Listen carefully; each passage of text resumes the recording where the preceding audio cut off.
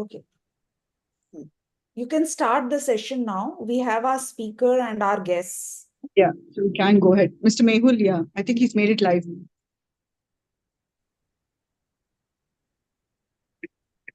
So good evening, all the faculties and delegates for the SearchLite 26 series webinar, which is on the induction of labor and initiated by Cancer Prevention and Relief Society in association with Bhimavaram, Navi Mumbai, North Odisha, Nashik, Noida, Panji, Palwal, Pandharpur, and Osmanabad Obs and Gynae Society. So first of my, it's my pleasure to introduce our convener, Dr. Sujayasri Sangeeta. Madam is a secretary of Bhimavaram Obs and Gynae Society, and she is a consultant as a Obs and laparoscopic surgeon at Seshadri Hospital. And Madam got a Shan Ratnam Young Gynecologist Award and Foxy Dhira Award. And Madam is also organized secretary of BUSA 2016 and 18. And Madam is conducting awareness program of Vikasan for the adolescent girl. So, Madam, over to you. Thank you, Mr. Mehul, for that kind introduction. Moving forward, I would like to introduce Dr. Asha Jain, ma'am. She requires no introduction, but I'll just go through her CV. So right now, Madam is the director of SMSA Hospital Raipur. She is the medical director of CPRS. She's also been the elected member of CG Medical Council, zonal chair, Foxy Food Drug and Medical Surgical Committee, West Zone. She's the chairman, Mission Pink Health, IMA Raipur, executive member of ISCCP Chhattisgarh, ISAR and Chhattisgarh SFM chapter. The previous post held by ma'am, she's been the president. Enough, Sujya, make it really short. Okay, previous post is president of Raipur OP-GYN Society. She's also been the vice president of IMA Chhattisgarh. And currently, ma'am is contesting for Food, Drug and Medical Surgical Committee chairperson. So requesting everyone to please support her. And I request ma'am to please take the program forward. Thank you so much, Sujya, for that kind introduction. Before the formal welcome, I would like to invite everyone to invite the blessings of the divine. So we join hands in for a minute to pray to the divine.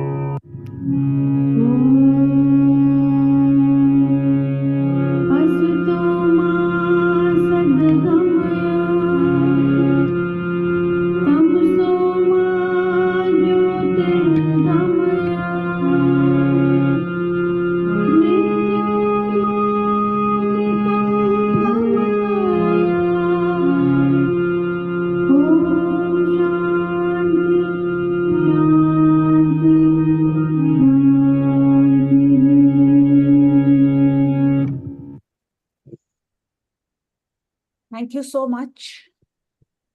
Now, with prayers to the divine, I would like to invite all of you and welcome you to this 26th episode of SearchLite. This time, the Searchlight is shining on induction of labor. ICOG was having a program and it was said that this is one topic that needs more attention. So today, our Searchlight is on induction of labor. We have Dr. Pratibha Singh and Dr. Sadhna Gupta ma'am to actually take us through the entire subject, which we will revise in the panel. Our guests of honor are Dr. Mitra Saxena ma'am, Dr. Uma Devi K ma'am, and Dr. Kiran Kurkoti. They have all agreed to grace this occasion and spare their evening. So I welcome you to this webinar 26 Searchlight.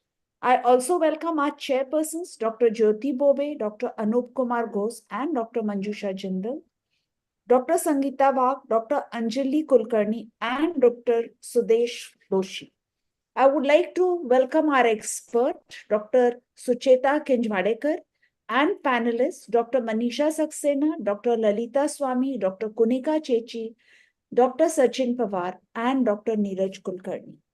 Welcome, everyone. I hope this evening will add a little bit extra to your knowledge of induction of labor. Maybe it will help you to deal with patients a little bit better. Thank you and welcome. Now, I would like to introduce our guest of honor, Dr. Mitra ma'am.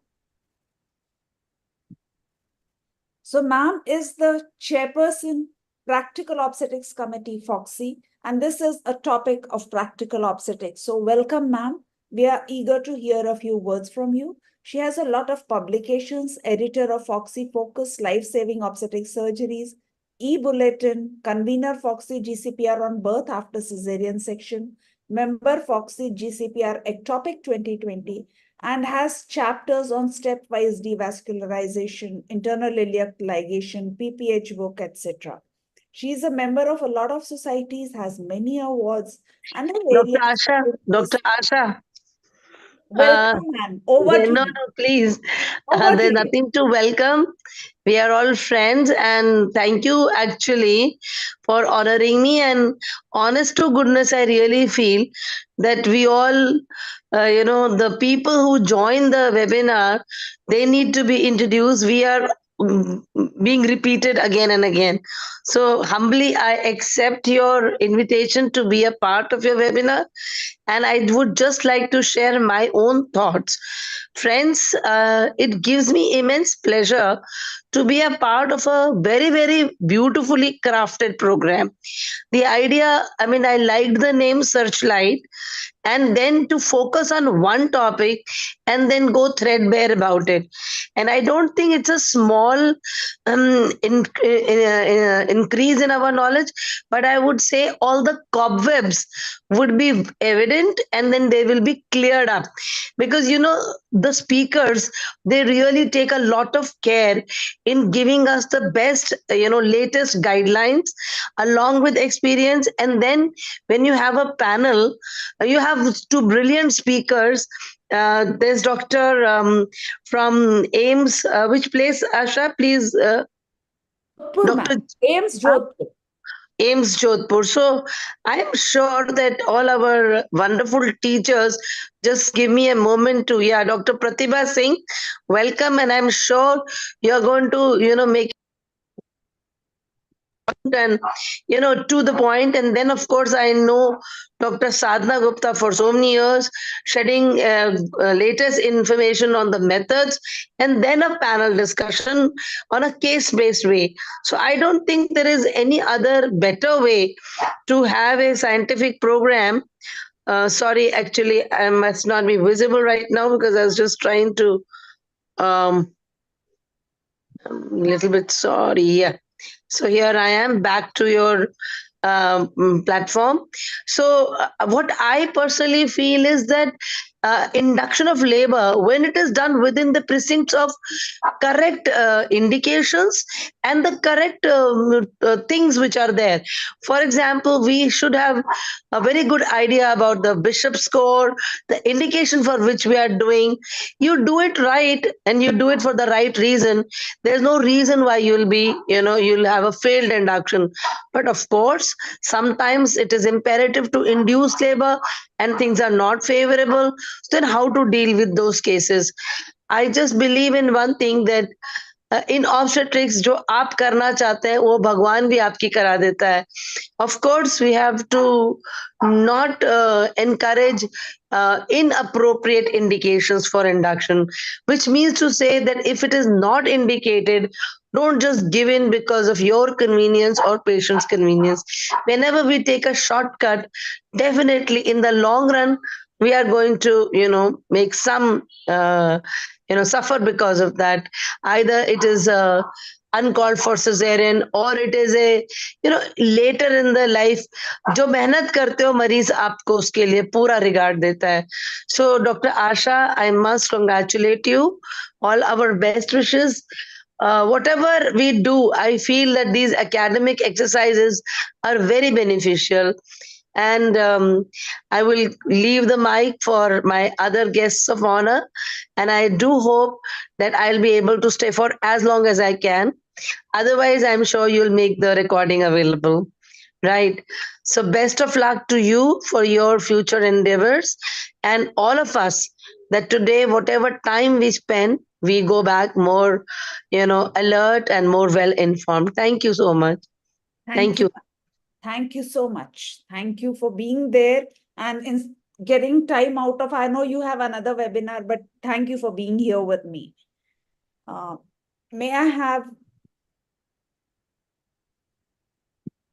yeah. So now I would, after Mitra ma'am, I would like to welcome Uma Devi ma'am. She is the secretary of Bangalore Society, but more than that, she is a very much loved teacher, WHO fellow of gynec oncology. She has many awards. She is professor and HOD gynae at Santosh Hospital, Bengaluru from 2016 till now, visiting professor at Ramaiah Medical College from 2012 and continues, and external member board of studies, Ramaiah University 2022. So she is, her special training in urogynecology, ultrasonography, obstetric and fetal Doppler, fellowship in daycare endoscopy, and fellowship in infertility as well. She has many, many contributions, and she's a really gem of a person to know. So welcome, ma'am. We would love to have your blessings to this webinar. You're muted. Ma'am, you're muted. Very good evening to all of you. And I wish to thank Dr. Asha Jain for inviting me to this wonderful webinar, the SearchLite webinar. And this SearchLite webinar, your topics are so good, all practical day-to-day subjects where we have still some gray zones. And SearchLite is a wonderful name. Not only you're searching for the light, afterwards you make everything light also. So that easy for us to follow it in our day-to-day practice. And the topics and how you have divided the topics under various headings are really going to be useful for us. As you know, that induction of labor, many of us follow different methods. We have doubt whether we should follow the Western and induce at 41 weeks, or follow the Arrive trial and induce at 39 weeks, or think that for Asians are more prone for stillbirth after 39 and induce all Asian babies or women at 39 weeks. So it's a wonderful, very useful topic. And thank you, Dr. Asha, for the SearchLite series. I wish you success not only in your SearchLite programs, but also in your endeavor to be the chairperson of the Food, Drugs and Surgical Equipment Committee. Wish you all the best.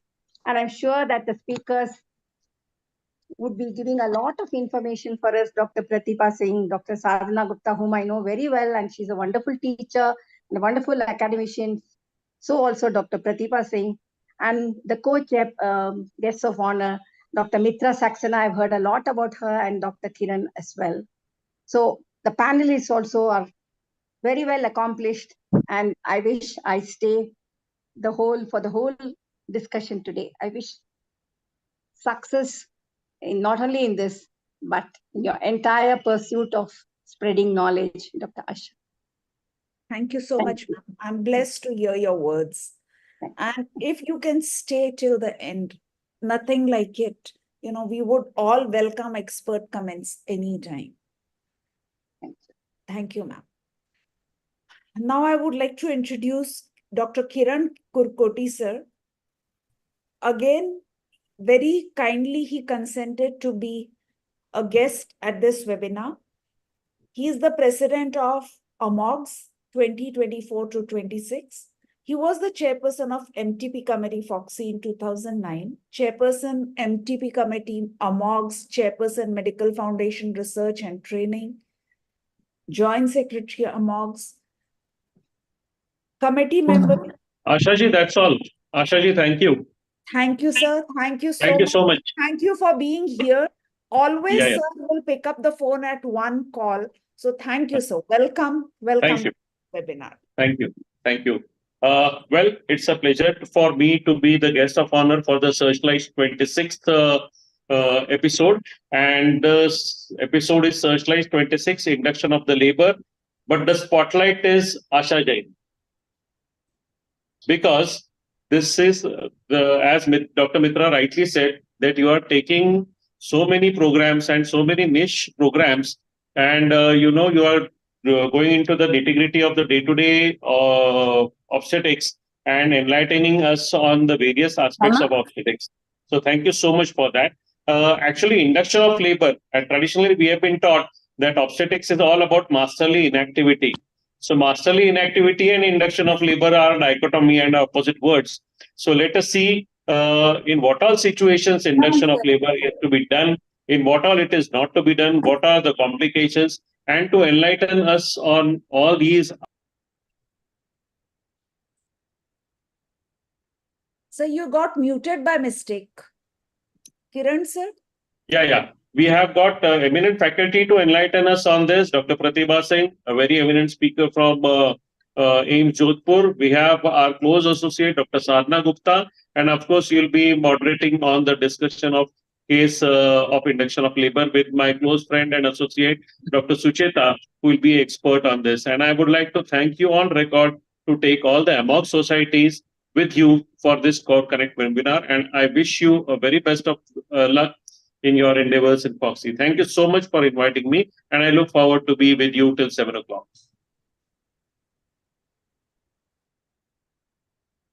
Thank you, sir. Thank you so much for those words. And now I hand over to Sujayshri to introduce our chairpersons and take the program forward. Yeah. Moving to the next session, which is induction of labor, why, when, and for whom. Our speaker for this talk is Dr. Pratibha Singh. Firstly, I would like to introduce the chairpersons for this session. We have Dr. Jyoti Bobe with us. Madam is the president of Navi Mumbai OB-GYN Society. She is a consultant at Anuja Nursing Home. She's also consultant at Apollo Hospital and Kokilaben Dhirubhai Ambani Hospital. So welcome to today's session, ma'am. Moving on, the next chairperson is Dr. Anupam Kumar Ghose. Sir is currently the president of North Orissa OB-GYN Society. He's a very senior consultant with 41 years of experience in this field. His special interests are infertility, high-risk pregnancy, laparoscopy, vaginal surgery. He has been the organizing chairperson of Yuva Foxy in the year 2015. Welcome, sir. We have Dr. Manjusha Jindal with us. Madam has received special awards. She has been the Fimer Fellow. She has also been the president of Panaji OB-GYN Society. She has been involved in Menstrual Hygiene Outreach Society. She has numerous publications to her credit. She has contributed to chapters in books on medical education and obstetrics. She has also presented in various conferences and seminars, and her special interest is medical education oncology. Ma'am, welcome to today's session.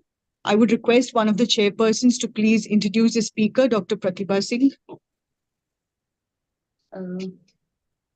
Good evening, everyone, and thank you so much for inviting me for this webinar. Dr. Pratibha Singh is professor and head of the Department of Obstetrics and Gynecology, AIMS Jodhpur. She is founder secretary of Association of Gynecologists and Obstetrics. She is member of various societies and has more than 130 publications in international and national journals. Madam will speak about induction of labor, why, when, and for whom.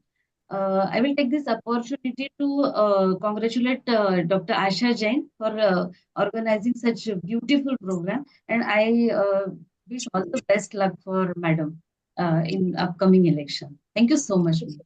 Thank you, ma'am. Over to you, Dr. Pratibha.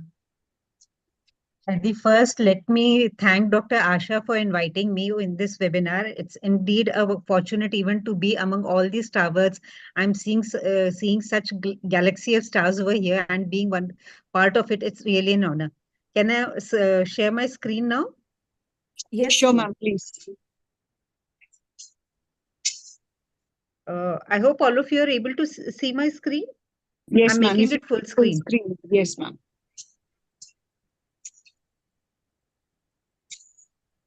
Okay. So Dr. Asha had specifically asked me to a topic which to be said in a very simple language so that it becomes useful for all the common obstetrician and taking all the practical aspects into the consideration. So I'll be talking about the induction of labor, why, when, and for whom. Though this is something which probably all of us are doing regularly, and we all feel that probably we are very well versed with it. But when I was preparing for this lecture, I even went going through these guidelines, going through these different guidelines which we have nowadays. I got so confused that I thought that probably it's very difficult for any gynecologist to follow one guideline, and then one definitely gets confused as what to be done. So my disclosure is nothing much to say except that few of the images or few of the slides I might have taken from the Google. So what actually is induction of labor? It is the initiation of labor pains with the aim of achieving a healthy delivery of a healthy baby and a healthy mother. It is usually indicated where we think that probably continuation of pregnancy may compromise the well-being of either the mother or the baby. So it becomes an intervention, and as like any other intervention, it definitely has some complication, and one must be aware about it. WHO says that induction of labor is only recommended when there are very clear indications that continuing with the pregnancy poses greater risk to the mother or baby, or than the risk of inducing labor. So we have to weigh and balance which methods to be used, when to be used, and how to be used. So first of all, why? As it has been very clearly mentioned that continuation of pregnancy is likely to compromise the well-being of either the mother or the baby. So obviously it may have some maternal reason and some fetal clear-cut reasons. But besides these, what we see in our day-to-day practice, and many gynecologists are practicing it, there can be some social reasons. And then some concern, some convenience, some prejudice of either the patient or the doctor, and then also it is done. So it has to be judiciously used for clear defined reasons. The general consideration which needs to be taken care of whenever we are planning for induction of labor is that there has to be a very specific medical or obstetric reason. It cannot be done for without any indication. We have to weigh the expected benefits of shortening of duration of pregnancy as compared to the harms which may occur because of continuation of harm due to induction of labor. So we have to see that there is no contraindications for vaginal delivery, and the indication and process of induction should be very clearly discussed and documented with the patient. The profile of the patient, the medical and surgical condition which she is having, the status of the membranes, whether they are ruptured or not, are there any scar on the uterus, what is the condition of the cervix, what are the methods we are going to use, what are the local resources available to us at our hospital, be it drugs, be it devices, be it the doctor, be it the nursing person. We all have to take into consideration whenever we are deciding about the induction of labor. And it is very important that an informed and written consent must be taken before this labor. Now, whenever we are planning the induction of labor, it is recommended that all the women should be admitted for induction of labor. So whenever a woman is being admitted, obviously there will be a lot of health resources which will be being used. It will require because this procedure has to be done under supervision. So there will be lots of requirement for manpower, and the bed and the resources will be used for the patients also. Maternal and fetal monitoring has to be continued, has to be started and continued throughout the induction process. Now, WHO has come up with one document recently, that is outpatient induction of labor. That is, induction of labor, can it be done as an outpatient procedure? It has been said that in selected group of women, it can be used only for cervical priming. That means a woman who's not having a good cervical score. And in those women, outpatient induction of labor can be done. For all practical purposes, me at our hospital, we are not doing an outpatient induction of labor, and I'm very skeptical about it, that how many of us are actually sending the patient home after deciding the induction of labor. So induction of labor as for today has to be done after admitting the patient in the healthcare facility. In fact, our own FOXY Good Clinical Practice Guideline GCPR also recommends that we should admit all these women once we have decided for inducing these labor. We all are very much aware about this Bishop score, and you will be hearing about it again also. But this is a very important score which tells us that what method we may be using, and it helps in discussing with the woman that what method would be best suited for her, what are the side effects of that particular method, and what needs to be further done in case one method fails. So whenever we are starting induction of labor, one must remember we have to have an informed consent. Many people recommend that we should have a pre-induction non-stress test. An intensive maternal and fetal monitoring will be required, and regular assessment maybe every 4 to 6 hours or early, depending on the method we are using, needs to be done. We need to shift women to the labor ward once she reaches the active labor, and we need to have the any, if at all she develops any adverse events in the form of either a hyperstimulation or anything, we should have an adverse event protocol, that what needs to be done immediately if any time she lands up into problem. So the first thing, when should it be done? That means what are the indications for doing an induction of labor? The list is very long. I have included only those ones which probably in our day-to-day practice we are most frequently encountering. The first one is prolonged pregnancy. That means a pregnancy which has gone beyond 40 weeks. That means expected date of delivery. Rupture of membranes. That means she is presented with leaking either at term gestation or at preterm gestation. Hypertensive disorders of pregnancy, then gestational diabetes and over diabetes, a baby which is not growing well, that is the fetal growth restriction, an Rh negative, multiple pregnancy, intrahepatic cholestasis of pregnancy, fetal demise, malpresentation, previous cesarean, and the list is long. Though the list is very long, I'll be discussing only the important ones today, so that we save the time for further discussion. And this is something which will help us in further deciding what newer options are available and what newer recommendations are coming up in our different guidelines. So the first and foremost, as Madam has already mentioned about the ARRIVE trial, where they have done the elective induction of labor at 39 weeks of pregnancy in low-risk women versus expectant management. And contrary to our belief, it was found that there was a lower risk of cesarean section, lower risk of fetal morbidity if induction of labor is done at 39 weeks as compared to expectant labor. Now, this is a very landmark trial which tells us that probably if we're inducing the women at 39 weeks, she has a better outcome, better maternal outcome, and better fetal outcome. But unfortunately, it is still not routinely accepted as standard of care, because we know now that this ARRIVE trial has lots of fallacies in it, because the expectant group of women had a varied group of women, where the women may be even allowed to continue beyond 42 weeks of gestation. And we all know that as the gestation increases beyond 40 weeks, the likelihood of having a good outcome becomes a little compromised. So probably that might be one reason that still it is not routinely accepted. However, the standard care which is recommended at most of the places is that in a low risk women, the pregnancy can be safely continued till 40 plus 6 weeks or 41 weeks. However, whenever we decide to continue the pregnancy, it is equally important that we have a non-stress test. We must assess the Likert volume, and we reconfirm the gestational age once we have decided to go ahead with an expectant management. However, in a high risk women, it's very important to individualize the management before planning for induction of labor. So it is important that we do induction of labor in an appropriate time. Induction of labor, many people do recommend that it may be done at 39 weeks, but after ARRIVE trial, probably people would be skeptical that whether we should really go ahead with this or not.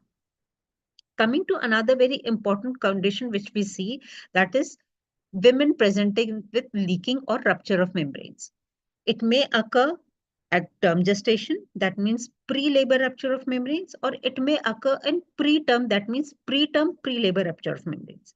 Now, the FOXY GCPR recommends that if a woman is more than 37 weeks, that means she is almost term, it recommends that induction of labor can be done. However, initial assessment with term PROM for confirmation of the diagnosis, gestational age, the presentation of the fetus, and the assessment of the maternal and fetal well-being is mandatory.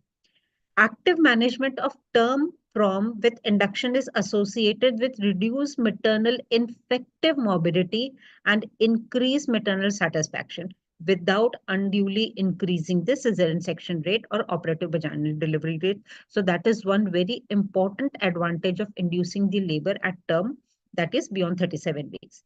Very few infants will be admitted to NICU and very few infants will require postnatal antibiotics if we are inducing labor at 37 weeks. This is the recommendation by the FOXY GCPR 2018 guidelines. However, when we look at different guidelines, which all of us are very fond of looking at, that is ACOG, NICE guideline, the New Zealand Australian guideline, and SOGC, the Canadian guideline. Many people do recommend that, like SOGC recommend that immediate induction and delivery should be planned, while the ACOG recommends that immediate induction can be done. However, expectant management for 12 to 24 hours can also be done and can be offered. NICE recommend that offered expectant management up to 24 hours or immediate induction. So we have at a women who's coming at term 37 weeks and beyond, we have both the option. We can give the women the choice. We can explain all these risk factors, and we can decide accordingly whether she wants an immediate induction or she wants to wait for some time before starting ahead with the induction. Planned delivery within 24 hours results in less chorioamnionitis, less endometritis, few admission to NICU, and maternal satisfaction with no difference in neonatal infection rates and the mode of delivery. But once we talk about preterm pre-labor rupture of membranes, the situation might be a little different. It is said that approximately 3% of the pregnancy they land up in PPROM, and 30% of the preterm births are because of this particular condition.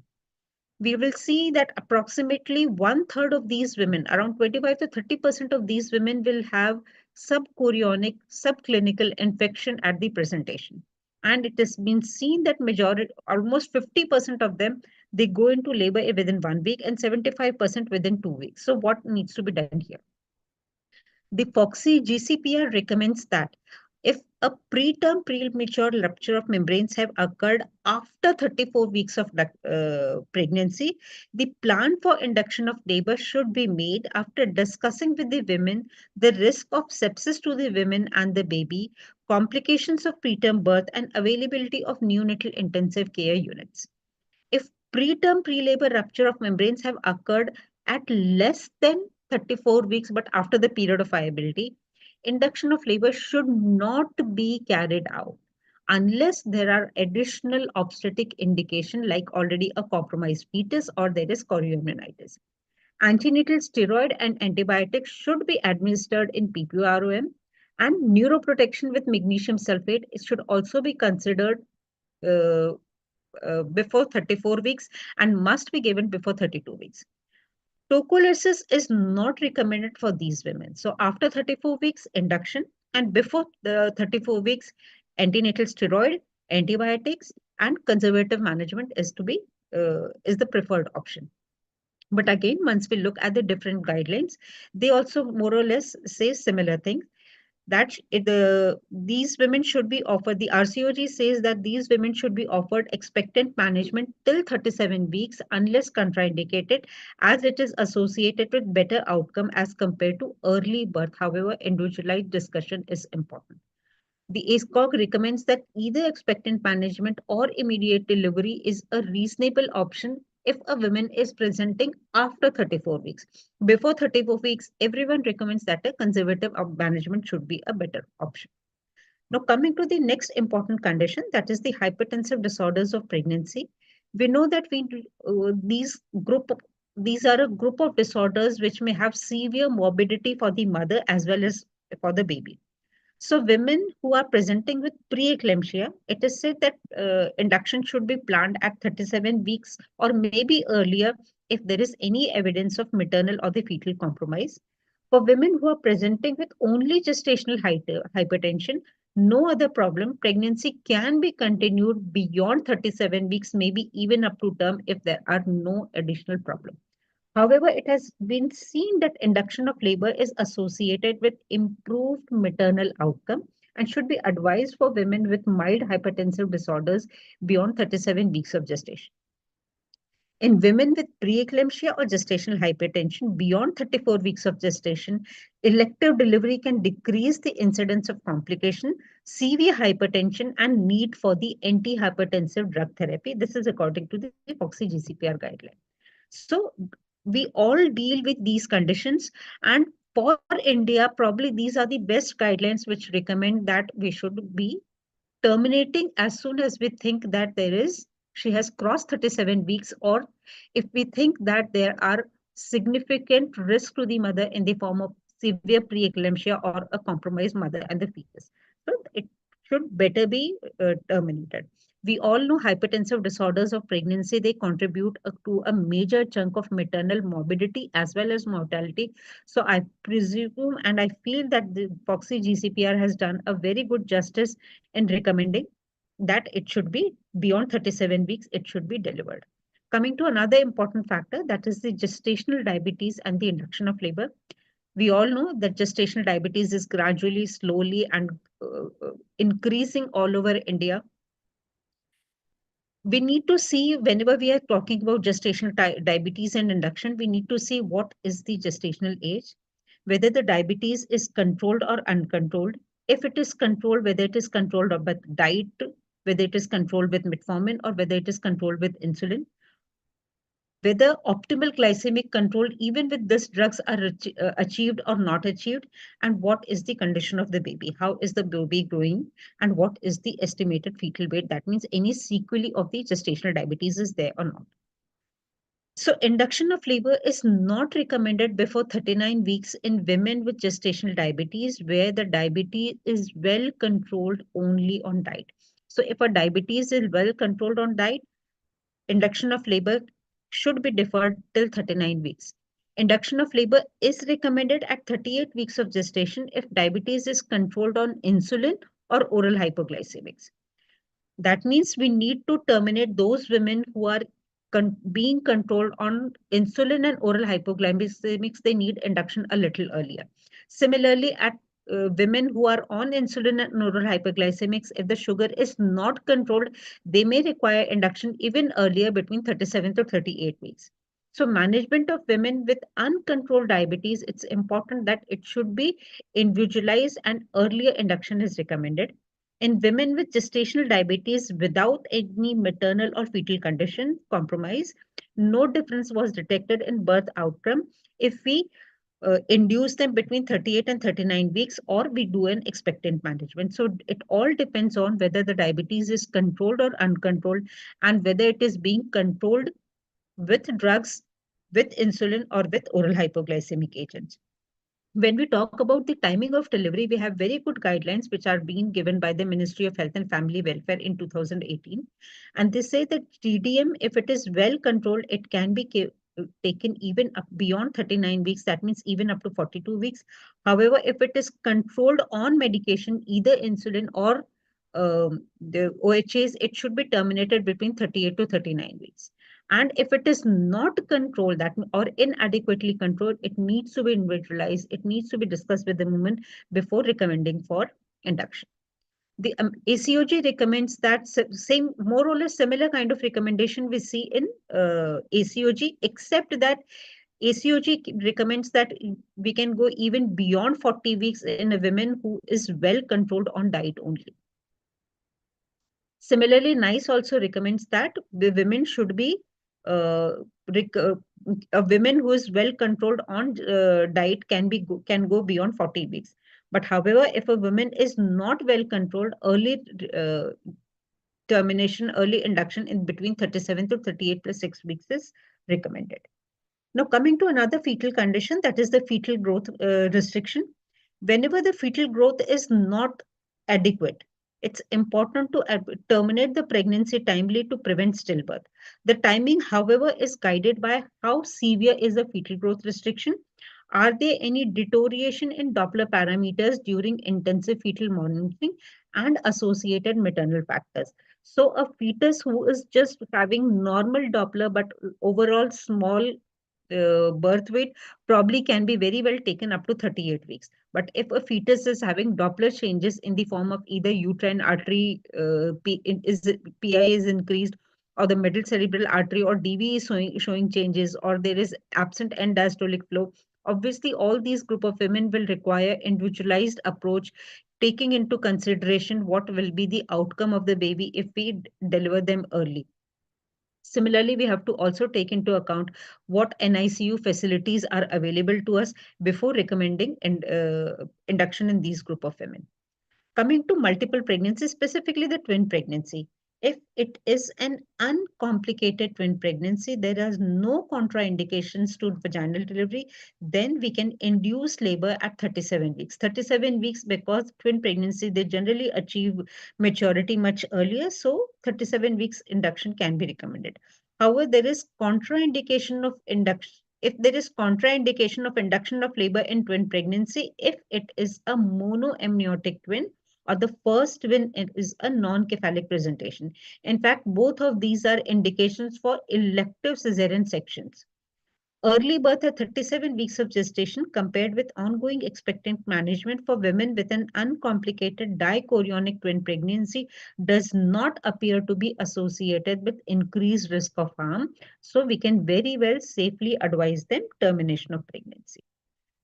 Similarly, if we look at different guidelines, the ACOG recommends that if it is an uncomplicated multiple gestation, that means diamniotic dichorionic, we can advise them induction between 38 to 38 plus 6 weeks. However, if it is monochorionic diamniotic, induction can be advised between 34 to 37 plus 6 weeks. NICE recommends that timing of birth should be discussed and elective delivery after 36 weeks can be advised. However, they also do recommend that antenatal steroids to be given for these women if we are planning to deliver them before 36 weeks. It is appropriate to aim for vaginal birth for a monochorionic diamniotic twins unless clinical indication for cesarean section is there. So we can see there is clear difference in the gestational age where the standard recommendation for induction is there. So in our setup, it's very important that we follow the FOXY GCPR guidelines because they are practically made for our country, and they're very good in that term because it is taking care of our group of women, our scenario, and are made for us actually. Coming to another important aspect, that is the intrahepatic cholestasis of pregnancy. Earlier, it was said that induction should be considered between 37 to 38 weeks to improve perinatal outcome. An earlier induction, maybe 36 weeks, may be warranted if there are severe biochemical abnormalities, especially severe derangement in bile acid level.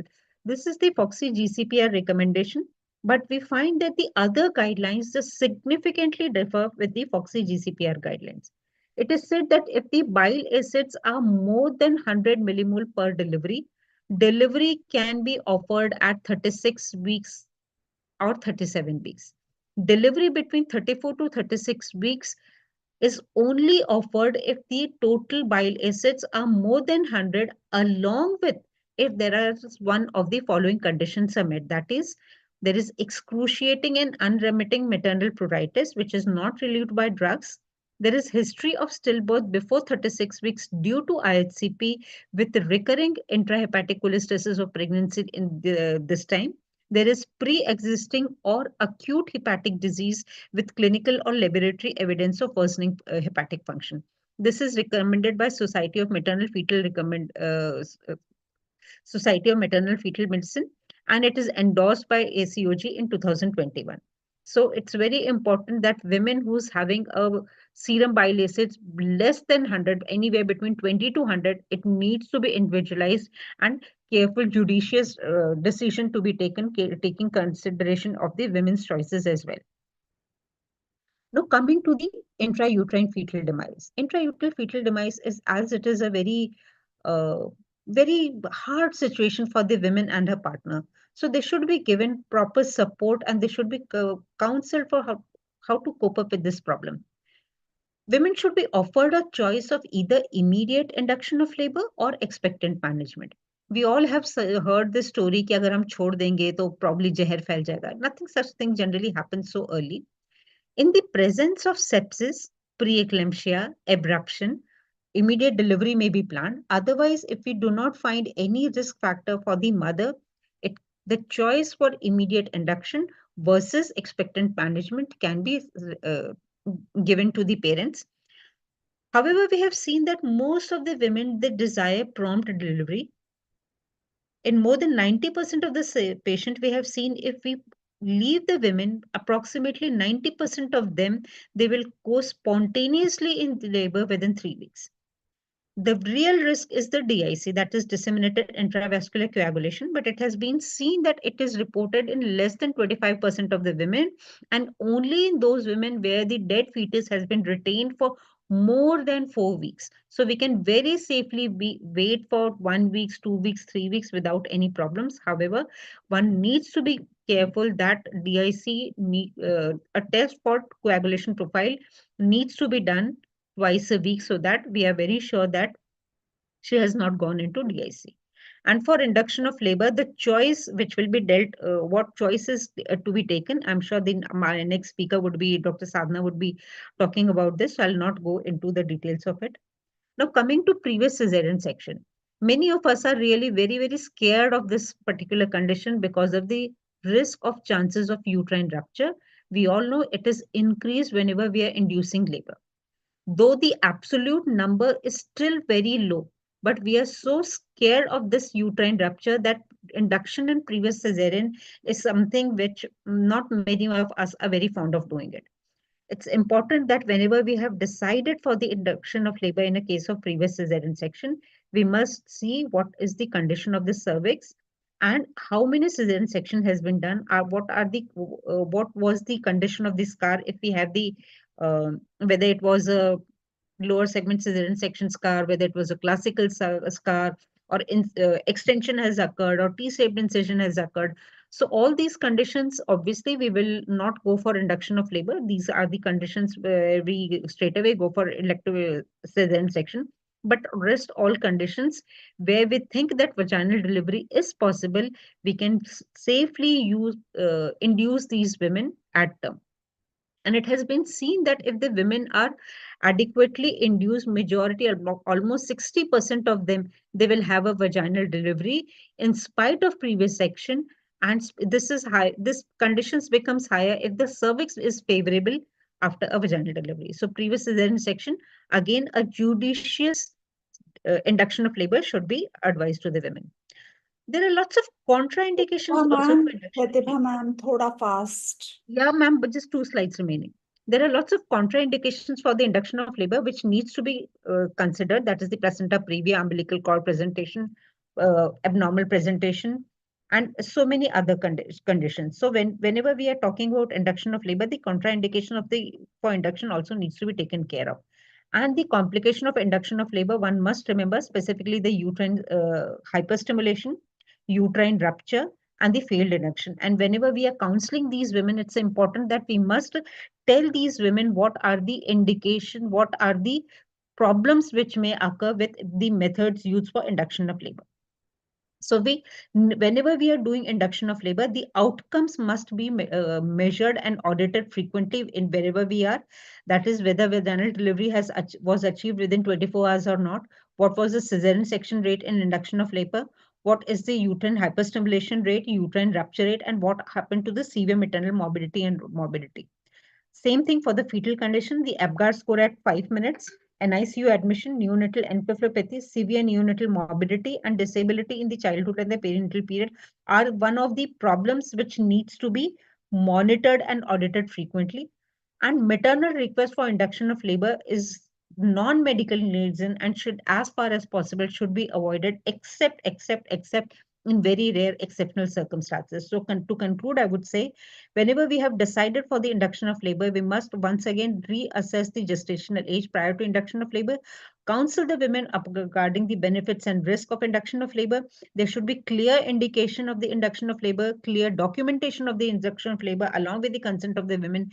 Individualized management for induction of labor is recommended, and all these women who are undergoing induction of labor, they will require frequent, intensive, continuous monitoring for maternal and fetal well-being. This will going to increase the workload to the hospital and cost to the women. I think this end my talk here. Thank you so much.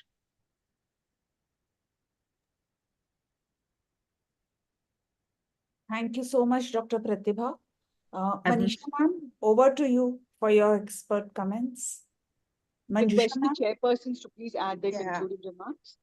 And thanks, Dr. Pratibha, for a detailed discussion on why and when. You have nicely recapitulated all the guidelines and help us recollect all the information we had.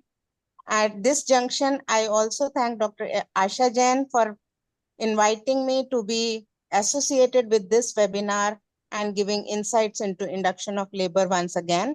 And also I wish her all the best for her foxy tenure.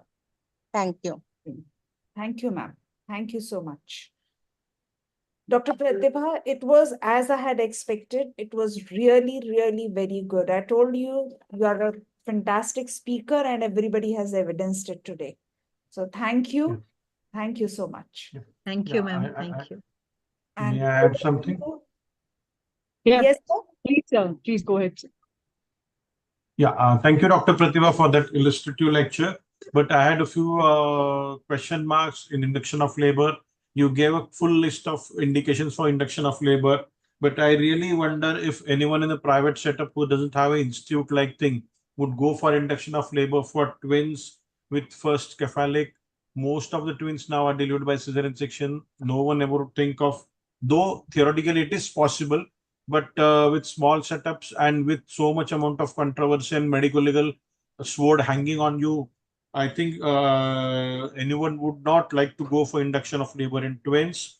Secondly, again, same to the thing for trial of labor after cesarean section.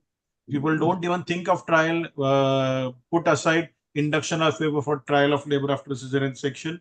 And about waiting for induction of labor after intrauterine fetal death, though we know that we can safely wait for 3 weeks, but the amount of mental stress that relatives and the patient would go, no one would wait for 3 weeks, though even it is known that they will deliver vaginally. They want an immediate delivery. Thank you so much for your listening. Thank you, Dr. Pratibha. Thank you.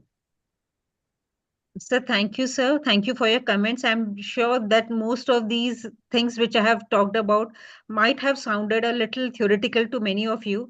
Yes, we are routinely being in a medical college and being teaching to the students. We are routinely using induction of labor for previous section, for twins as well.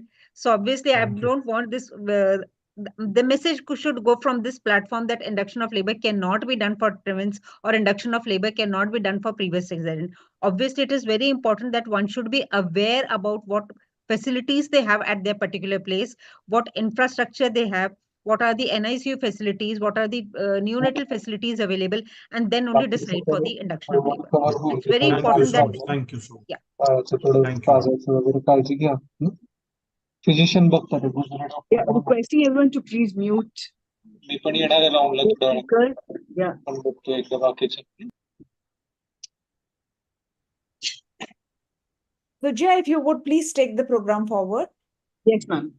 So, moving on to the next session, which is methods of induction of labor. The speaker for this session is Dr. Sadhana Gupta, ma'am, who requires no introduction. Firstly, I'll introduce the chairpersons. We have Dr. Sangeeta Wagh, who is the president of Nasik OB-GYN Society. She's also director and consultant of Usha Hospital Maternity Hope at Pujpal Farm Road, Nasik. Welcome, ma'am. The next chairperson is Dr. Anjali Kulkarni, who is the director of OB-GYN Women's Health. She's the secretary of Nasik OB-GYN Society. Welcome, ma'am. We have Dr. Sudesh Doshi with us. Sir is a senior obstetrician and medical legal consultant who's been working at a rural setup in Agra Hospital, Pandarpur. I hope I got it right, sir. He has experience of delivering over 15,000 babies at his setup. He's the chairperson of Adolescent Health Committee and also Medical Legal Committee.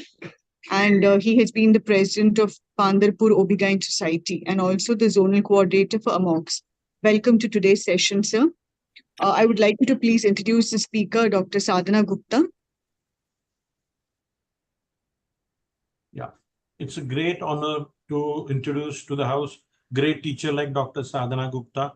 She actually needs no introduction. She's teacher of teachers. She has been professional bodies affiliation to so many things like SAFOG and with various sports like Foxy. She has to her credit many individual awards and honors for the community work. She has more than lots of publications and awards. So starting from Foxy Dr. DC Please make Datta it full Award. screen. Mehul, please make it full screen. She has been key person in organizing so many conferences like Foxy ICOG Adolescent Conference in 2022 over last so many years to annual conference at in 23 and 24 of the national conference. Orations, she has been awarded at Dr. Jan Thapa Oration and all other orations. It is a great honor for me to introduce Dr. Sadhana Gupta to the house. Dr. Sadhana, ma'am, please. Thank you, Dr. Sudesh, for a very loving introduction. And first of all, thank Asha for this invite.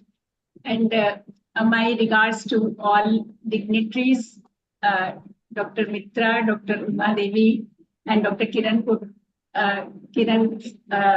and all the president and secretaries of all the societies. So, and all the coordinators. So, organizing such level of program involving so many societies is a great task, and I heartily congratulate Dr. Asha Jain, who is taking this this all very good academic program and doing a great effort, and all the help for the coordinator is very, very important, and I really congratulate Dr. Sujeshri, who is the coordinator of the program. So induction of labor is something which is actually put a lot of question, and I bring greeting from land of Buddha, Gorakshnath, and Ayodhya as well. And the important thing in the subject of the induction of labor is that we can never obtain peace in the outer world until we make peace with ourselves. So this is something which is very true at every moment. So it is the classical I'm Donald, and the classic teaching remains the same. My voice is audible. Yes, ma'am. Audible, ma'am. So the ancient view, why we have to induce the labor? Because the world is very harsh and the fetus want to come out. So this is something we talk philosophically, but the important thing is with the brilliant lecture by Dr. Pratibha that we should only induce when we are sure that we can do better. So this is something which we always have to remember. And before going to induction, into the subject of method, we will say we must know that what is induction of labor. When we want to we have the aim to achieve vaginal delivery within 24 to 40 hours. And successful induction, when we succeed in that, and elective indication, induction is when there is no actually induction, but we do for many social reasons. And we must know what is tachysystole and hypertonus for all the junior people, that because we are going to face these complications. Incidence is on the rise. In developing world, it is less. In Africa, it is least, that is 9.6%, and it is globally rising. And what the ARRIVE trial, which have shown that it can be equal, but actually the ground realities are quite different, and we must be very aware of it. So because there is a lot of risk for induction of labor, firstly, we are not able to achieve our aim, that is vaginal delivery, then we can have all the complication and the consequence of the induction of labor, especially the postpartum hemorrhage. So we have to take this decision very, very carefully. This is a wonderful paper by Dr. Nusrat Aziz. Actually, it is a chapter. And beautifully described that how the adverse neonatal outcome is associated with use of oxytocin in labor. And it is more important considering the fact in developing world, in India and the South Asia, the half of the stillbirth are due to the intrapartum care. So this is something we have to consider despite any arrive trial which has been done always done in a research setting, that what are our all situations and what are our key priorities. So predictor of success of labor, again, like a classic word of iron donut, it is the classic Bishop score. It is the human touch. It is the human observation, what we look. And it is the same classic thing. How is dilatation? How is effacement? What is station? It is soft heart and what is the position? So it is the touch which can have a lot of interpersonal variation, which as we grow in experience, as we grow in age, we are more accurate in judging the simple thing and the predictability of the success of the induction of labor. So mechanical method, I will start from the simpler method because it is the physics. Physics is something which is, so many of us have been fascinated. It is a rule, it is a truth. Light has got this velocity, sound has got this velocity, triangle has got 180 degree. So it never fails. And the mechanical method, despite their simplicity and a very aggressive pharmacological method which we have, it stays with us. So first of all is the membrane sweep. All obstetricians are using it. Patient comes close to term, you just do a sweep and you expect that the woman will be coming in the next morning or the next evening. How it works, it depends on the release of endogenous prostaglandin. So if we are not giving any exogenous prostaglandin, we are stimulating the body to produce prostaglandin.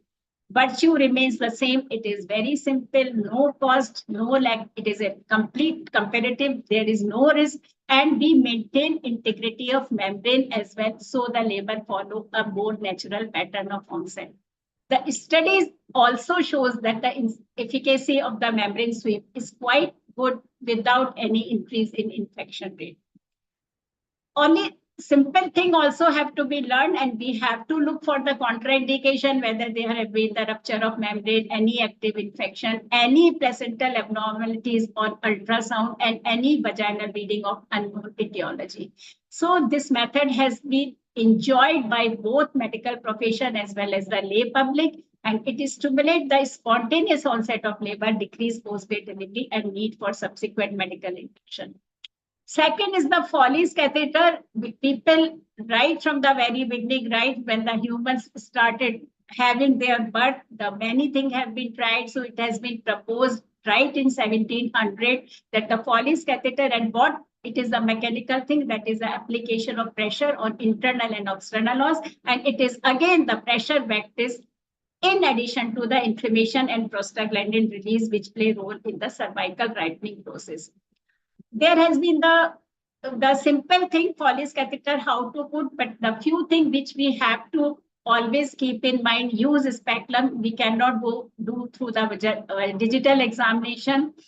Where the cervix cleaning is desirable, catheter is inserted. It is about the 2 balloon catheter, which for Indian OB/GYN as well as the abroad, it is not that available. But if you had, then you have to inflate the upper balloon close to internal os with 40 ml saline, the second balloon with the 20 ml of the saline. And when the speculum is removed, then each balloon is filled with the 20 ml slowly till both balloon contain 80 ml of saline. So this is something which has been it is approved for the induction of labor. Foley's catheter simple is not approved. It is a off-label use, but due to less cost, easy availability, it is usually it is a primary choice by the obstetrician.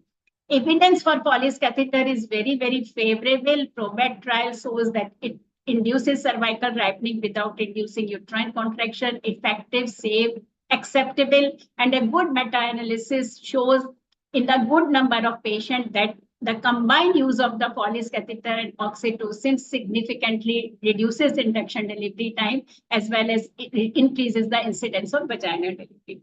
So this is important that we always, before going to any pharmacological method, we choose the simple thing which can be easily done. Laminaria tent and dial-up-in now not we are getting. Once upon a time it was a routine, especially for the termination of pregnancy like IUFD. But still they are available in many countries. Now coming to pharmacological method, which is now the main armamentarium for the modern obstetrics, but we have to remember that arms are always double-edged. So knowledge is a advocate, is a sword. It allows you to do. You always set for you are confused in various guidelines and you are sometimes not able to take decision what you have to do the patient which is sitting before you. So the prostaglandin, which has been released by membrane sweep or by the Foley's catheter inflammation, we are giving from the outside. So we have the PGE1 that is misoprostol and PGE2 that is dinoprostol. So these are the two agents which we are having, and PG act through all paracrine, autocrine hormone, and a lot of receptor. So the simple thing, we know prostaglandin, but the nature complexity is very difficult to understand, and they work at many levels. But for all practical purpose, what we are interested, how to optimize these pharmacological drugs for the best of the use for the patient. So PGE2 is available in 3 forms, that is gel, time-release vaginal insert, and 20 milligram suppository. So these are indication for the cervical ripening. So if Bishop score is low, these are our primary choice that we use for the cervical priming. Cerviprime dinoprostone gel, we have used, I think, around 25 years, and it is a good choice. It may be repeated after 6 hours for maximum 3 doses if required. And women, after applying, you have to have the speculum. You have to have all aseptic precaution. Women should be kept in bed, like on the table for 30 minutes following application, and then monitored closely for the uterine activity and the fetal heart rate. So this is the Cerviprime which have been using. Now, Cervidil and the Propes, we have now available in our country as well. Initially, it was only from the Propes, which was not very widely available. So this is something very add-on to our armamentarium. It is 10 milligram dinoprostone vaginal suppository. It is a flat rectangular vapor which has got an insert. So it releases slowly around 0.3 milligram per hour prostaglandin, and it is used as a single dose, which is placed transversely into the posterior vaginal fornix, following which the patient remains recumbent for at least 2 hours. Study shows that it has got the very good efficacy. There are a few very good studies from our own Indian Institute that vagina is soaked with the normal saline, it works even better. The important thing, because it is available and many of us must be using or will use in the very near future, it has to be removed either after 12 hours or when the active contraction start, or at least when there is like a not that strong, the good uterine contraction 30 minutes before start of oxytocin. Side effects are few. So Cerviprime is good. Cervidil is also very good because this is easy to apply and you don't have to put the speculum. So this is very important. Many people know when we use Cerviprime, people are not, the patient sometimes is not comfortable. So this is an add-on thing and it is a slow release.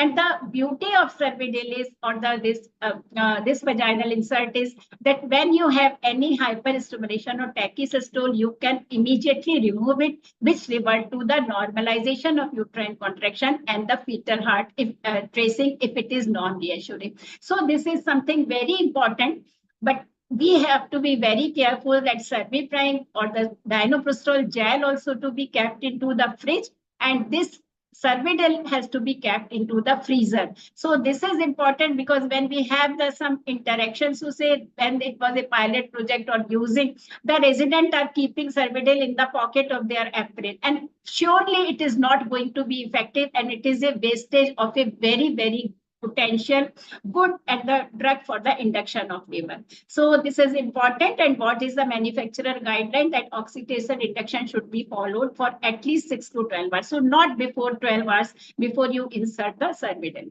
So this is important and the evidence is quite favorable. This is a 40 trial worldwide which shows that it is a very effective drug for the induction of labor, especially when the woman has got the low Bishop score. There can be nausea, vomiting, diarrhea, and the temperature rise, which happens with the prostaglandin. Now, misoprostol, which has become darling of OB/GYN and has got a very turbulent journey in the pharmacological industry. It just came out of experience because misoprostol was the drug which was developed to prevent the gastric ulcer, and the letter to editor always, actually, our all organization, our society, our country, we need rebel who work and who think and who have the courage to speak. And the world is changed by only those people. It is not the only following. You have to experiment, you have to work, and you have to speak loud about your success as well as failure. So it was a simple letter to editor by Morgales, who says that it is a very good drug for the termination of pregnancy, and initial studies was on the IUFD patient. Since then, a lot of publication, RCT, meta-analysis have shown, and our experience, that the misoprostol is a very good drug. It is remained off-label by their manufacturer, but GOI as well as the good professional organization recommend this drug for the induction of labor. The few beauties of this drug is it is very cheap. Refrigeration is not needed. Very, very important issue when our country this year is having the 50, 52 degree temperature all around the country. It can be given oral, vaginal, rectal, sublingual. Every route is okay. But for the purpose of induction, we must know that which route we are choosing, because oral administration gives the peak action in 12 to 60 minutes and falling rapidly by 120. That is 2 hours. But the vaginal administration is like a slow release suppository, and the peak action is between 60 to 120 minutes and decline gradually at 240 minutes. And it is rectal, what we giving for the PPH prevention, it is around 2 hours. So this is important when we are choosing the route of the drug. We know at what time period patient need very, very close monitoring. Now, about the dosage, we have a lot of academic discussion, panel, and the program. So it is not about the only route. It is 25 people are giving 50, 100, 200, and I will say few very clear message, what you should dose, you should do, so that you are saved of the medical legal issue, and as well as it gives safety and having no less complication with the misoprostol use. So it is 25 microgram vaginally every 4 hours, which is found superior. Like around cervical ripening, what is the cerviprime or the cervidil? Buccal and sublingual use might be as effective, but it can cause the more tachysystole as well as the more complication. You can have tachysystole, meconium passage, because it affects on the fetal gut. It is not due to fetal distress because it is affecting fetal gut. And in scarred uterus, it is a very dangerous drug. And actually, before the people say, the drug people say that it is, I use this thing long ago, and the patient within 1 hour got this rupture of uterus. That was the no child alive second cesarean section and the IUFD. So this is important that all professional bodies says for all practical purpose, it is contraindicated in women with previous cesarean section. So 25, 50, 100, 200, 400. So I will give only one message, maximum 25 to 50 microgram every 2 to 4 hours or every 4 to 6 hours. So this is, and going beyond that might increase your complication and might increase your problem. So higher doses, more tachysystole and more meconium stented liquid. You can have fever, chill, and diarrhea. And when the patient is having especially prom or something, you have to be careful that you have given misoprostol. Fever is due to chorioamnitis or it is due to the a potential drawback of administered PGE1 is that, what is the thing? With the misoprostol, why it is so strong? It starts cervical ripening and the uterine contraction at the same time.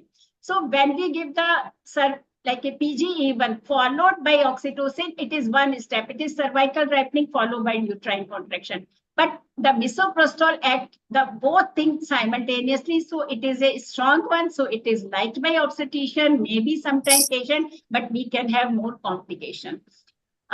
Misoprostol can be drunk also. So the one message to audience, they can try that. 25 micro, sometimes difficult to get. So you dissolve one tablet into the 200 ml of water and sip 2 or 3 drops every 2 hours. So this is few studies which shows, and it is paper from our own, that he says that the PGE1 is a better choice. Now, oxytocin is our old friend. It is a love hormone. The nature, the God has given us, and love can be both ways. It gives you pleasure and it gives you a lot of pain as well. So it has onset of action in 3 to 5 minute, half-life of 1 to 6 minutes. Important thing is that the women respond to oxytocin very differently. Why? It is because of the concentration of oxytocin receptor expression and the receptivity of the receptor to the exogenous oxytocin. We have to be very careful that oxytocin need around 30 to 40 minutes to get the steady level. So no change of the dosage should be done before 30 minutes. So this is something oxytocin we have to understand pretty well, and we have used since like all what we say, all memory. So this is important. More close to term, a better Bishop score, you are going to have a better result from the oxytocin induction. For all practical purpose, low dosage regime is as effective and more safe, and you can give 5 units in 500 ml, and you can give low dosage and you can give the high dosage. You start right from the very beginning, it is 3 to 6 mu, or you start from the 1 to 2 mu per minute and gradually increase only after 30 minutes till good uterine contraction are achieved. And for my purpose, when the patient is having good uterine contraction, sometimes you can consider that you withdraw the oxytocin and allow the patient, the labor to go on its own. So it is low dose, high dose infusion pump for many settings. Dr. Sudesh has rightly said, we have a lot of issue with the small scale private sector, which are giving very good obstetric service to our people. So in low dosage, you have more safety as well as you have a almost equal efficacy.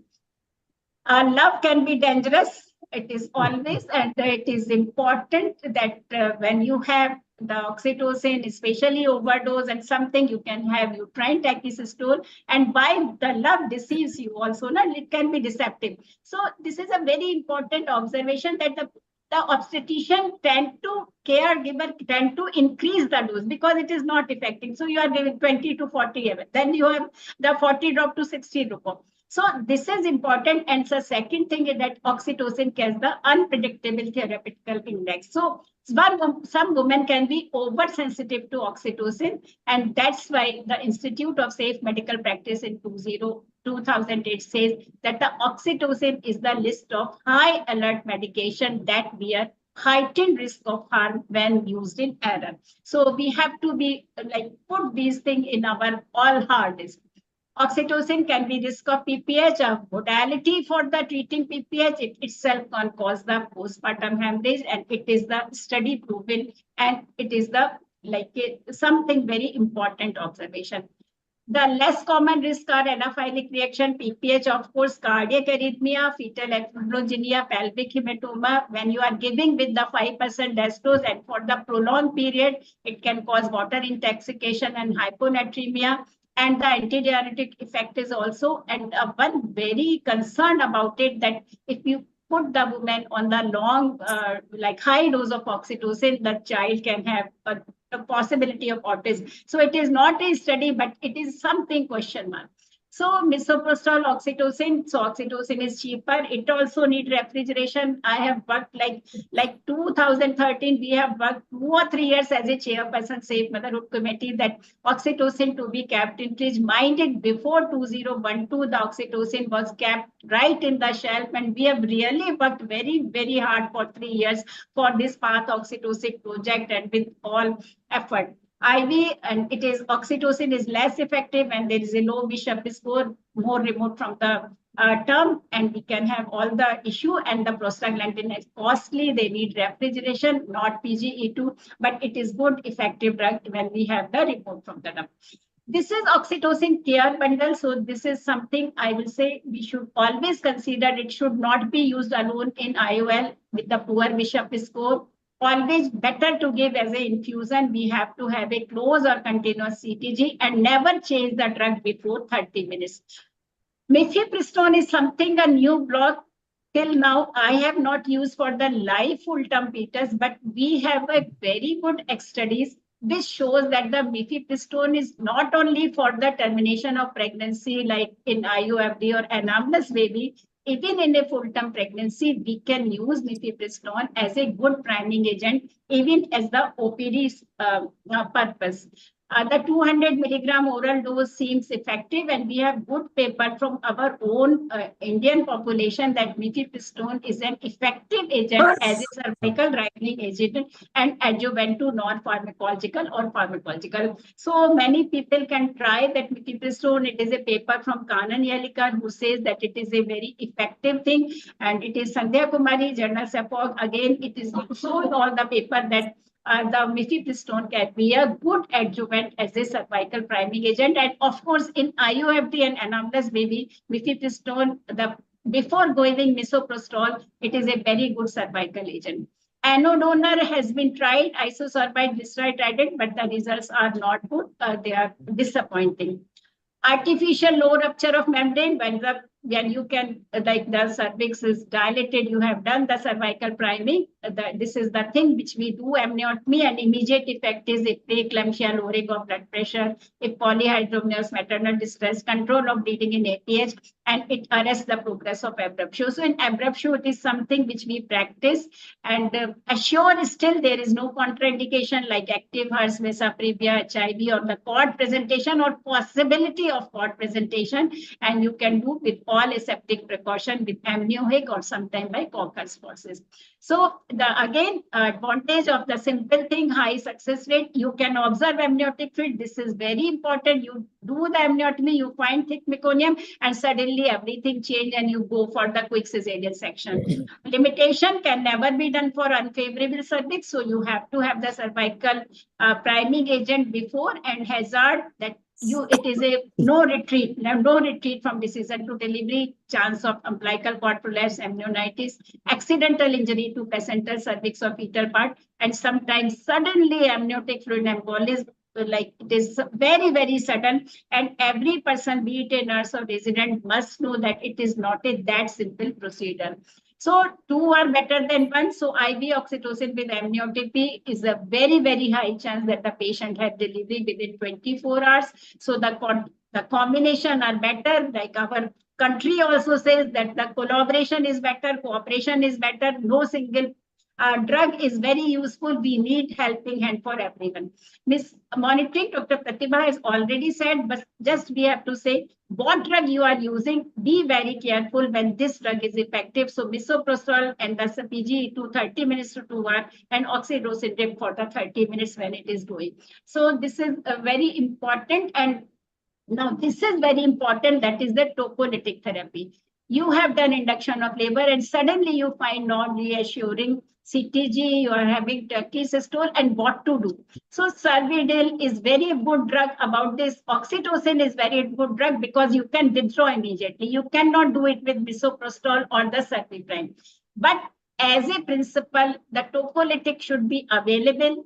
Our all staff must be knowing that this is in the box, close to our CTG machine, and the terbutaline, and when terbutaline is not available, the nitroglycerin. These are the two things which should be available whenever any patient is undergoing induction of labor, because again, I emphasize that in around 1/3 of the situation, the induction of labor or use of oxytocin has been found the detrimental cause for the neonatal adverse outcome.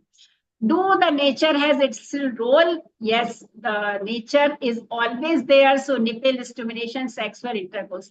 Castor oil, when we started our residency for around 6 to 7 years, it was a norm. But still, I will say it is now condemned. But there are few very good new studies which shows that it can be a reasonable choice. So these are the simple thing. Herbal supplement, in our country, it is, I will say, homeopathy drug. Many homeopathy nurses, you take this tablet and you will be good, and sometimes they really work. Acupuncture. So a lot of complementary things are being studied, but of course, for this, there is no like a funding or something, so we don't have the good data. we must have a policy when we label that it is a failed induction of labor. So this is very important. We have to make our institutional protocol that now this we consider as a unsuccessful induction and go for the alternative thing. So success have many fathers, failure has none, but it is a failure actually which make a person experienced and is strong. So important thing is when you have failed, first of all, give good time. It is not so you give 1 or 2 hour oxytocin induction or a 1 cervical priming agent and don't allow the patient wait for the 12 to 24 hours after cervidil or after cerviprime. But if it is a failed, again review indication, what is urgency of delivery. Again, you have to review maternal wishes into account and say what is happening. GOI is very, we are so fond of RCOG, SOGC, and we are the like 74-year independent country. And why we are looking for other countries which might not seem practical, distant from our people. GOI guidelines are wonderful. I will say the oxytocin, how beautifully they have written, which could be understood by anyone. So it has given indication. It is not recommended in normal pregnancy, GDM, and suspected fetal macrosomia. GOI also says 25 microgram 2 hourly or 95 microgram vaginally 6 hourly, and oxytocin 2.5 in unit. What actually our obstetrician we are not using usually 5 unit and 10 drop, which is increased by 10 drop every 30 minutes. So you go to GI guideline, you see you have low dose, high dose chart in that book, and you will not able to understand how drop or how many drop when to increase. But GOI guidelines are so simple that it can be understood by everyone, very simple language. And if hyperstimulation occur, it shows terbutaline and the salbutamol also as a tachyphylative drug. So beyond guideline, ask right question to yourself, introspect and awareness. This is keep us going. So this is a Lancet study published which shows that it is an Indian study. We have Indian author and we have the foreign people also. It shows in 34% of women in Indian, around 17 hospitals, there was no indication for augmentation of labor. So this is the care bundle with which I am going to end my presentation. Is ask right question. Is there a need for induction of labor? Is fetal condition good to tolerate induction? Is there uterine scar? What is the method of induction plan? Do we have the CTG? Do we have the tocolytic? Have we defined what is the timing, what we consider failed induction of labor? And is there a minimum recommended time duration suggested for starting oxytocin? So this is important. And again, I will finish with the golden word and the classic word that let's one reason for inducing labor be carefully and honestly weighed. Let the circumstances be favorable and let the Rubicon be crossed with no lingering glances behind. So it is life, it is love. You don't have to look back once you have decided. Key message, induce only for indication, individualize, make roadmap for the journey. Don't promise anything. Backup plan for surprises and gems, reach safely because you are dealing with the most difficult journey.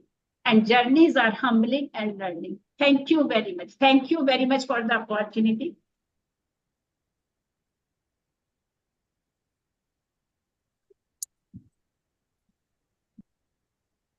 Over to the chairpersons.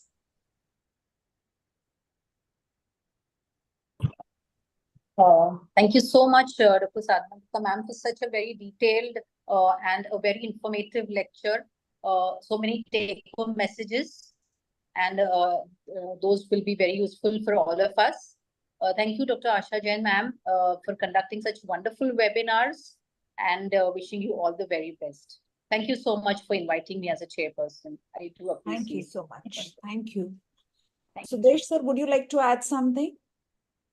Yeah, as I said, it's a very good lecture, comprehensive, completing almost all the aspects of induction of labor, from nipple stimulation, natural methods, from other ancillary methods like homeopathy and acupressure and all. And we know, though methods keep on changing, drugs keep on coming, the age-old method of sweeping the fingers, sweeping the membranes. And I would like to add an anecdote that we had a PG teacher who used to say that if the cervix is dilated, then only you will be able to sweep the fingers, but your fingers have to be long. He used to say that only the male member should sweep the membrane so that he gets the finger inside the cervix and sweeps it very nicely. The female residents should have smaller fingers. It would be difficult for them to go into the cervix and put the finger and sweep. So he used to say that there was no actually discrepancy or comparison in between male and female students, but he used to insist that the male member of the unit should do the sweeping of the membrane so that it is done very rightly. Thank you so much. Thank you, ma'am, for the lecture. Sadhana ma'am, doctor Kunika ने एक सवाल पूछा है. Doctor Kunika, you can ask it yourself. Good evening, ma'am. Thank you. Ma'am, it was nice presentation. I just want to know what is the high dose of oxytocin which can lead to autism? Actually, this is not a very well proven study, but it has given us a very cautious thing that that oxytocin must be playing a role at the different level. So one thing is that oxytocin is being considered for the treatment of the autistic children as well. That is the another issue. But autism is oxytocin, because it has been used, has been propagated. So we will say that the low dosage schedule are better than the high dose. We can say up to now this thing, because the studies are not that well founded, but it has got a alarm bell for us that whenever we are using any drug for induction, we must be considering that we use the minimum effective dose, be it a misoprostol. It is not, some people are very 100, 200, it's okay, अरे कुछ नहीं होता, 6 hours में dilatation हो जाता है. But the message is that it is 25 to 50 micrograms. So for every drug we have to say. So I don't have an answer. We have just put a right question so that it is in our mind that the drug high dosage and the prolonged use of oxytocin can be dangerous. Means जो हम 2.5 और 5 का use करें, that is okay ना? Yes, that is okay. That is okay. Okay, ma'am. Thank you. Thank you so much. Sadhana ma'am and Dr. Pratibha, Uma ma'am and my chairpersons, if you will please join for the panel, which is basically just going to be a practical demonstration of the theory that you have already taught us. So I would be really grateful. So I'm going to start the panel now. Thank you, Sadhana ma'am. That was really great. Thank you, Asha, and all the best. Thank you, ma'am. So there's an आपके लायक भी question है, यदि if you have a little bit of time to spare. So, Sorry. These are my experts. I have Dr. Sucheta Kinjwadekar and 5 panelists. So Dr. Sucheta ma'am was president of Navi Mumbai Society 2017 to 19, organizing secretary AMOX 2014, organizing chair West Zone Yuva Foxy 2017. She is champion and assessor of Lakshya Manyata. Our panelists are Dr. Manisha Saxena, who is secretary of Noida Society, works at Prima Care Super Specialty Hospital and Motherland Hospital, and she has many positions in Noida Society. She teaches MRC Urji courses. We have Dr. Lalita Swami ma'am, who is a consultant at Swami Hospital. She is the president of Osmanabad Society. Dr. Kunika Chechi ma'am, who is the president of Palwal Obstetric Gynec Society. She is a gynecologist and IVF specialist. Ex-senior resident at MAMC, has many publications in national and international journals. We have Dr. Sachin Pawar, who's the secretary of Pandharpur Society, and he has a best paper presentation in AMOX 13. He has a case study published in Jogi on mannitol in PIH and eclampsia. Welcome, Dr. Sachin. We have Dr. Neeraj Kulkarni, who is the dynamic treasurer of Panji Society. He did his post-graduation from Vellore. He is a fellow of Minimally Invasive Laparoscopy and Infertility Society, and he's an active member of Panji Society, Foxy, and International Society for Study on Prevention of Perinatal and Infant Death. His secretary, Dr. Afzal Siddiqui, had all good words to say about him, that he's very, very dynamic. My So God. I Thanks, ma'am. welcome all my panelists. And Dr. Lalita is caught up in an emergency. And right now, I have not been able to contact Dr. Manisha. If she's here, I welcome you. But requesting everyone to just take the questions as they come. This is the latest paper, which is still under publishing. So this is where I've taken these details. So I would just like to ask, I did not allow Pratibha to actually speak on it. So anyone can tell me what are the contraindications of induction of labor? We've discussed all the indications. Now let's talk about the contraindications. Yes, I would like to add, ma'am. Yes, sir. Dr. Sachin? Yes, ma'am. Yes, sir. Tell me. In cases of diagnosed case of chorioamnionitis, previous multiple uterine scars, previous hysterotomies, as well as cases of placenta previa, in case of severe antepartum hemorrhages. Yes. So And here in this list, it is presentation that vasa previa is also a contraindication. But how many of us are actually doing a scan in labor? How are we going to diagnose vasa previa? Not diagnosed. See, if we don't diagnose, we are going to have a stillbirth. So we are going to have take home from this. It's not just a repetition. So how are we going to diagnose vasa previa?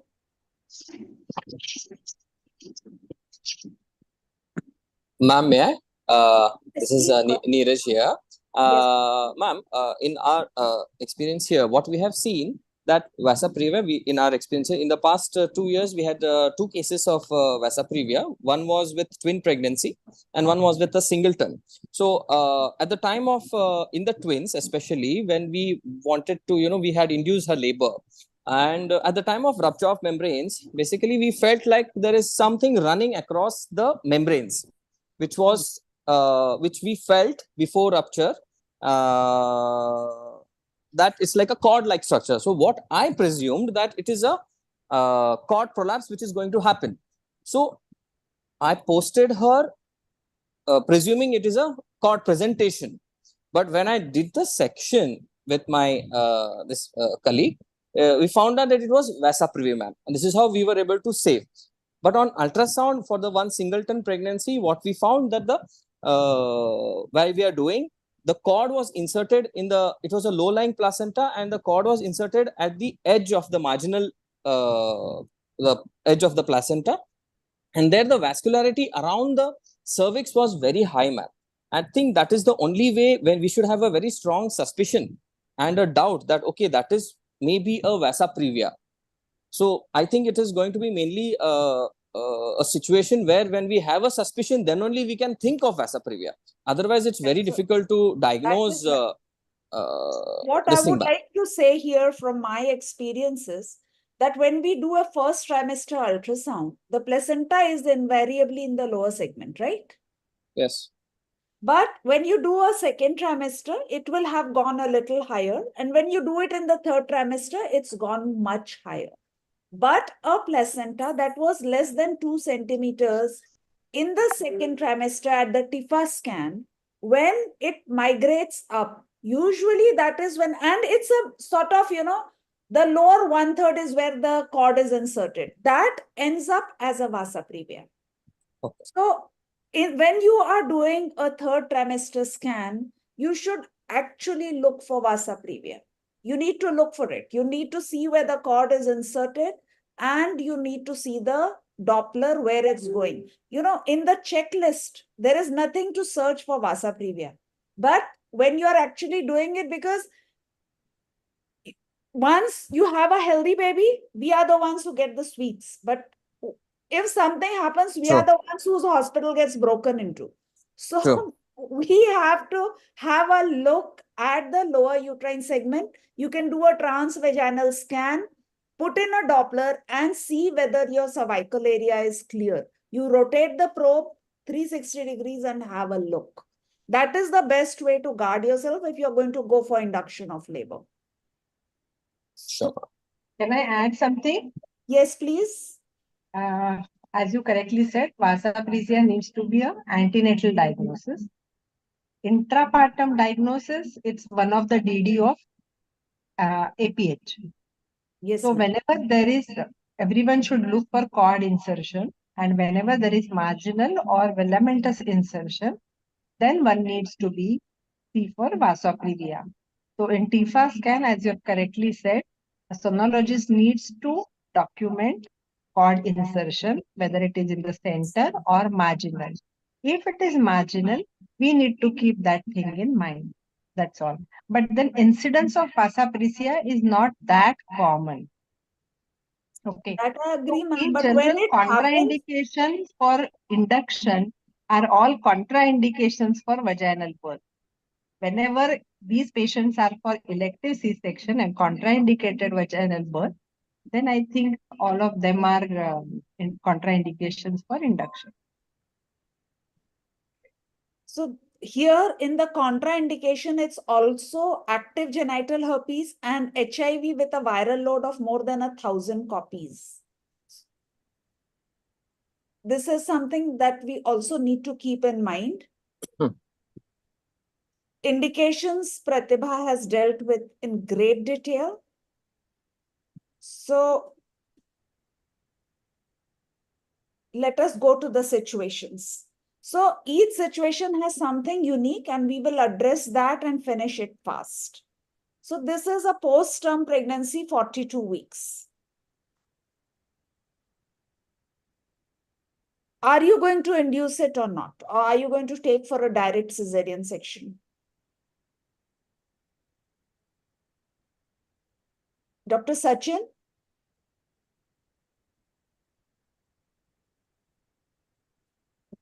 Ma'am, I would induce. Yeah, yeah. Please, sir. What are you going to look at before you actually induce? She's 42 weeks, but so what? What are you going to look at, make sure before you induce? Dating. Exactly. And weight of the baby. Dating, weight of the baby, and bishops and other complicating factor with the mother, and ultrasound with Doppler according to the Doppler parameters. Okay. Amniotic fluid and the non-stress test NST. That's it. So if it's post-term, it's gone beyond 40 weeks, and it is actually gone beyond 40 weeks when you have compared it with your ultrasound dating in the first trimester. Then when do you want to induce? You want to wait till 41 weeks? You want to do it at 42? Or you want to, whenever the patient comes to you after 40, you want to do it? How many of us are comfortable if the patient has gone beyond 40? Ma'am, I am usually not doing after 40 weeks until and unless all other parameters are normal, and I feel after 1 week she may land up into normal delivery. The other things are favorable. Only then I will allow her to progress till 41. Otherwise, I will prefer induce at 40 weeks. Okay. Sucheta ma'am? Sucheta ma'am? Yeah, as Dr. Sadhana has projected the GOI guidelines, I do follow them. At 40 weeks, I do a scan. If Leica is normal, Doppler is normal, then I wait till 41 weeks. But after 3 days, patient comes again for an MST and, tell about fetal movements. Now, more than 50% of patients who cross 40 weeks, by 41 weeks, they go in spontaneous labor. And spontaneous labor, we all know, are much easier. If she is beyond 41 weeks, if she is ready to wait and come again for fetal surveillance every third day, in my practice, I do wait. But beyond 42 weeks, no. 42 weeks, if I am going to induce patient, I again confirm amount of liquor. I may do early amniotomy because chances of thick meconium are very high. So even if Bishop's is not favorable, I may do early amniotomy as a mode of induction. These babies, liquor is bound to be less, and possibility of cord compression and all that stuff is still there. So close monitoring is important. I avoid chemical agents for ripening of cervix in such patients. Okay. So basically, you're saying that you want nature to take its course as much as possible with So a little till bit 41 of weeks, yes. So, Sudesh sir, this is for you. How are you going to counsel the patient about risk and benefit of induction versus expectant management? It's already gone beyond 40 and the patient wants to know why you want to interfere. So how are you going to counsel Well, that?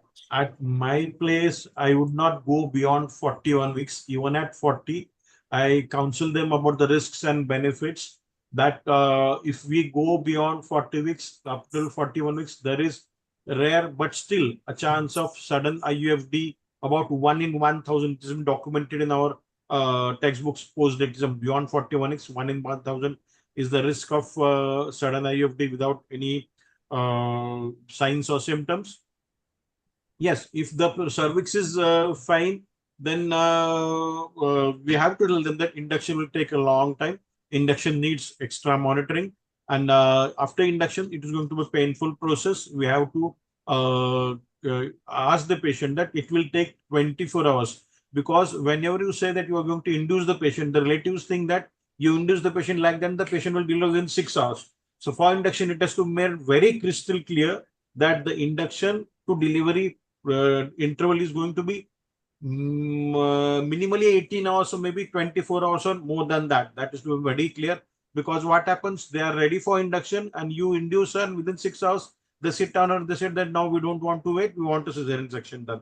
So you have to make them very clear, and you have to tell them that when the nature takes care of the patient, that when it is a natural induction onset of labor, that it is much more reason to deliver the patient rather than induction of labor. But we have to tell them about the pros and cons of the induction versus expectant management, telling both the risks and benefits of the both of things.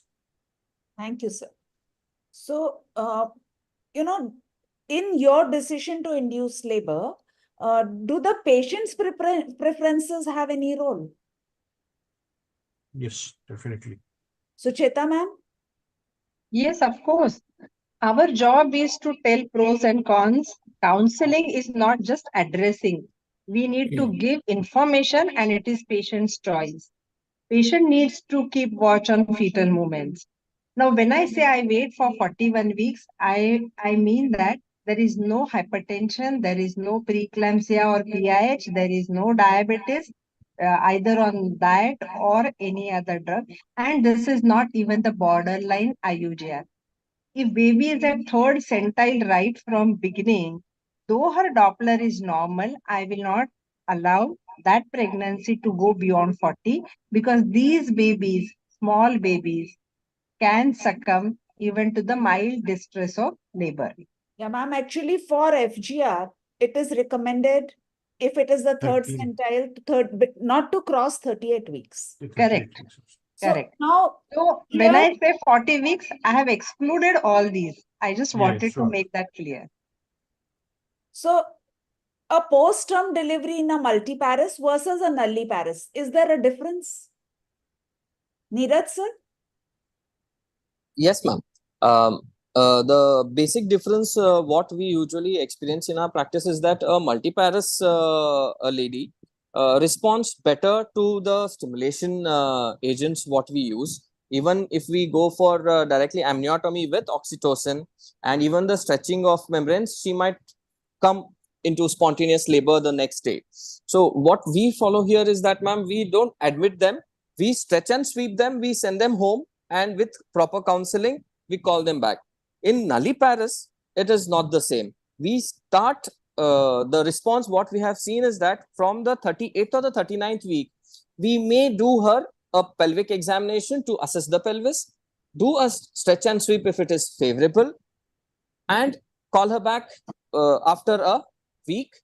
And by usually 40th week, usually the cervix is ready. I would want other people on the panel also to help me whether this approach is helping, ma'am, in your practice, because here we are finding that this twice after 37th week serial dilatation of the cervix has definitely helped us improve the vaginal delivery rate compared to the other methods. Your take, ma'am. Sadhna ma'am, would you like to say something here? Sadhna ma'am? No. I think what he has said is correct. Multi-paras patients, they respond to stimulating agents very quickly. To my experience, I have seen multiparas not getting contractions with oxytocin or anything. Amniotomy really helps. Yes, because yes, that really engages head very Head. quickly. Then they open up very fast. So with even mild contractions, priming oxytocin in 2-3 centimeters, early amniotomy can be done in a multigravida patient. I may not do this in a primigravida patient. Yes. One thing which we must remember that as the parity goes on increasing, the size of the baby is going to a little more. So if it is a previous normal delivery with a little bigger baby, maybe 3.4 or something like that. Now, if it is a multiparous patient and a little postdated, we have to look for the size of the baby. As we know that with the parity, with the gravidity, the size of the baby also goes on increasing. True. So what are the potential complications of induction and post-term pregnancies? It's post-term. What are the potential complications? I will take the question. Oligohydramnios, hot Yes. compression, and fetal distress. Specifically for post-term pregnancy. Yeah, Otherwise, this is the all other post-term. This is complications for post-term. This case is post-term. So basically, and they land in cesarean anyways. What are the chances of perinatal complications in the fetus? More Yes. chances of meconium aspiration, Yes, and fetal distress, and during delivery, more chances of shoulder dystocia. Nothing else. Neeraj, would you like to add something, Dr. Neeraj? Yes, ma'am. I'm not getting anything. Perinatal, postnatal complications in the fetus. If that child has been induced at 42 weeks or 41 weeks, what are the chances of perinatal complications? Unless there is meconium staining, I don't think so. There would be any complications as such. If there is no fetal distress in the during the process, if the and the baby has been monitored well and she had an uneventful birth without any fetal distress or without any shoulder dystocia, I don't think so. There is any specific complication pertaining to the this thing at because of the post term pregnancy, ma'am. So Chetan, you're happy with that, or we add? Yeah, I think because I do anticipate distress and such things intrapartum. But once baby comes out and cries wail, I don't know whether baby has any added risk of post-matural. Okay. So now we proceed to the second case. What are the triggers for delivery in preeclampsia? Because you need to know those triggers, then only you want to induce the pregnancy, right? So what are the triggers in preeclampsia where you want to induce the pregnancy? Well, first thing I would like to say that apart from preeclampsia, any patient who is having preeclampsia should not be let to go beyond 37 weeks. She should be induced at 37 weeks. So the gestational age is the first trigger point. Secondly, severity of eclampsia, definitely it is going to affect your induction protocol and the timing of induction.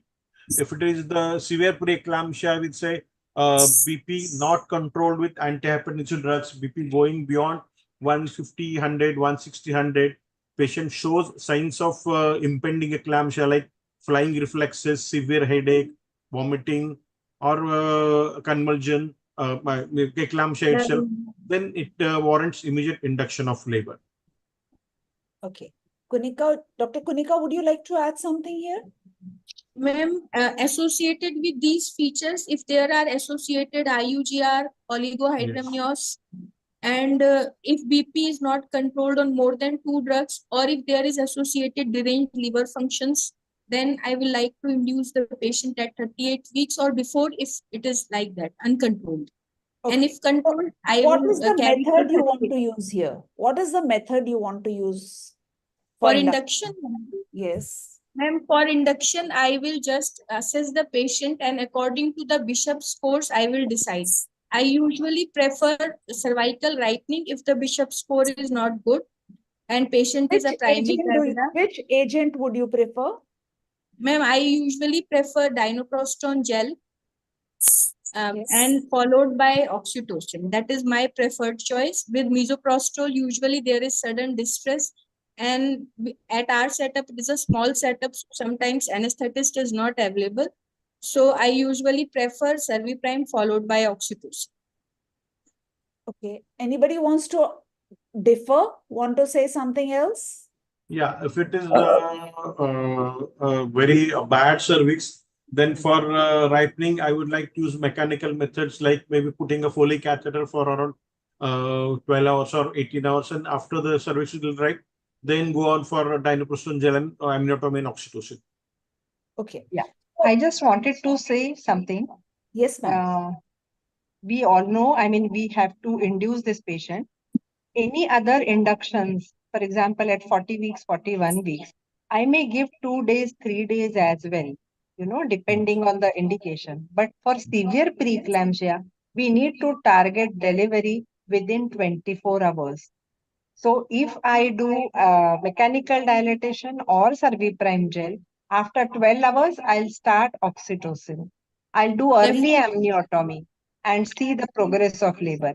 But severe preeclampsia, and what is severe preeclampsia? Either that high BP or liver enzymes or low platelets or proteinuria or HELP or impending eclampsia. So anything of this severity, we should target delivery in 24 hours. Luckily, severe preeclampsia and even eclampsia patients progress very fast. But if she has eclampsia, after stabilizing, we should do early amniotomy and target delivery even in less than 24 hours. So maybe 12 to 18 hours, she will deliver. Ma'am, sorry to interrupt. I just want to say one thing.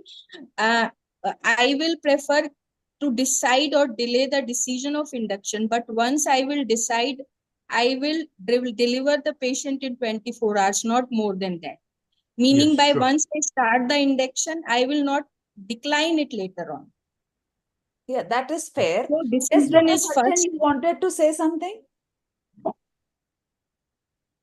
Dr. Sachin, you wanted to say something? Ma'am, I wanted to ask one thing. Ma'am, Yes, in our now current clinical practice, unless how I would look at it, unless I am working in a proper institutional setup with a proper ICU backup, then only I would even think of inducing a patient with severe preeclampsia. This is how I would look at the situation, because severe preeclampsia, I think, is always associated with having either IUGR, oligohydral, multi-organ dysfunction. So for me, practically, induction of labor in a small setup is a no. Because assessing the favorable, for me, the outcome is more important. Ultimately, the mother and the child should walk out. Another aspect, what we have noticed is that even a blood pressure of 140/90 on 2 recordings, nowadays we are initiating on labetalol tablets. So, which is helping us, according to the new trials, even the eclampsia, the incidences come down. this is what I have experienced. If I'm wrong, please correct us, the other panelists, senior doctors. In your experience, ma'am and sir, are you seeing that there are eclampsia patients visiting your emergency department with very high 180, 110 BP, 200, 220 BP? Is that the scenario which we are still seeing? I doubt. No, sir. No, sir. Now, after improvement of antenatal care, eclampsias are Yes. not easily visible. Yes, ma'am. I see this difference from Delhi to Rohtak. So it is more in Rohtak, but very rare in Delhi.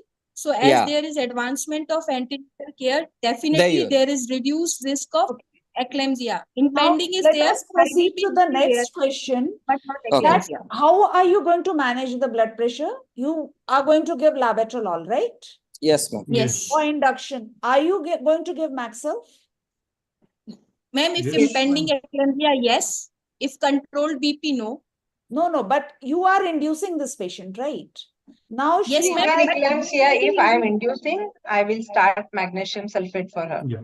exactly. No, So this ma'am. is I'm one not take giving. home that you need to start Maxil along with labetalol. So In all patients, ma'am? when you are inducing for severe PIH, Okay. when you are inducing for now, if you don't induce, you've given Maxil, her blood pressure has come down. Are you going to continue the pregnancy or you still want to deliver her? Deliver, will ma'am. deliver. No, Deliver, ma'am, ma'am. deliver. Agree. Deliver. So you're going to deliver her.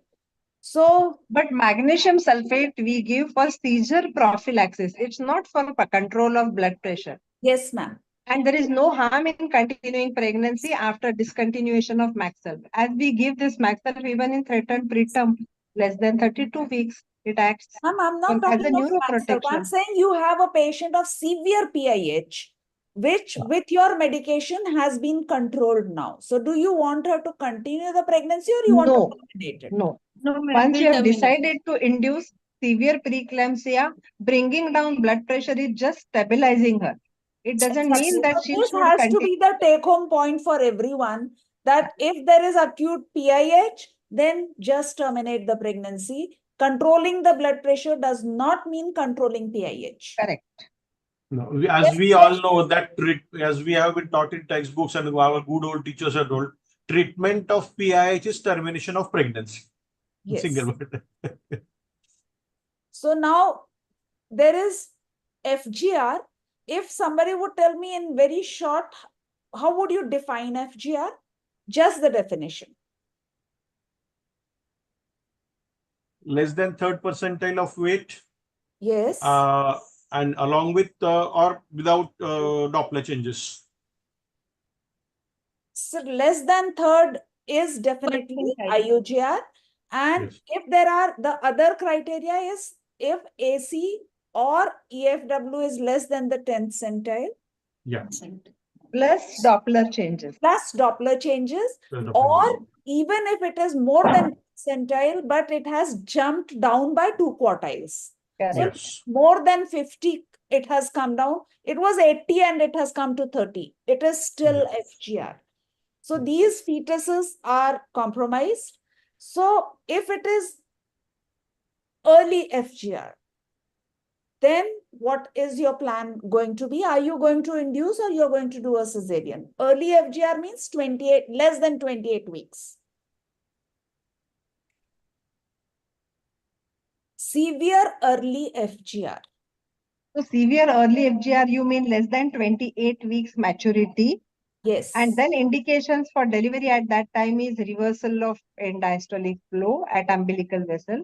Yeah. Viability and prognosis for such baby is very guarded. So I need to counsel patient thoroughly at this periviable gestation.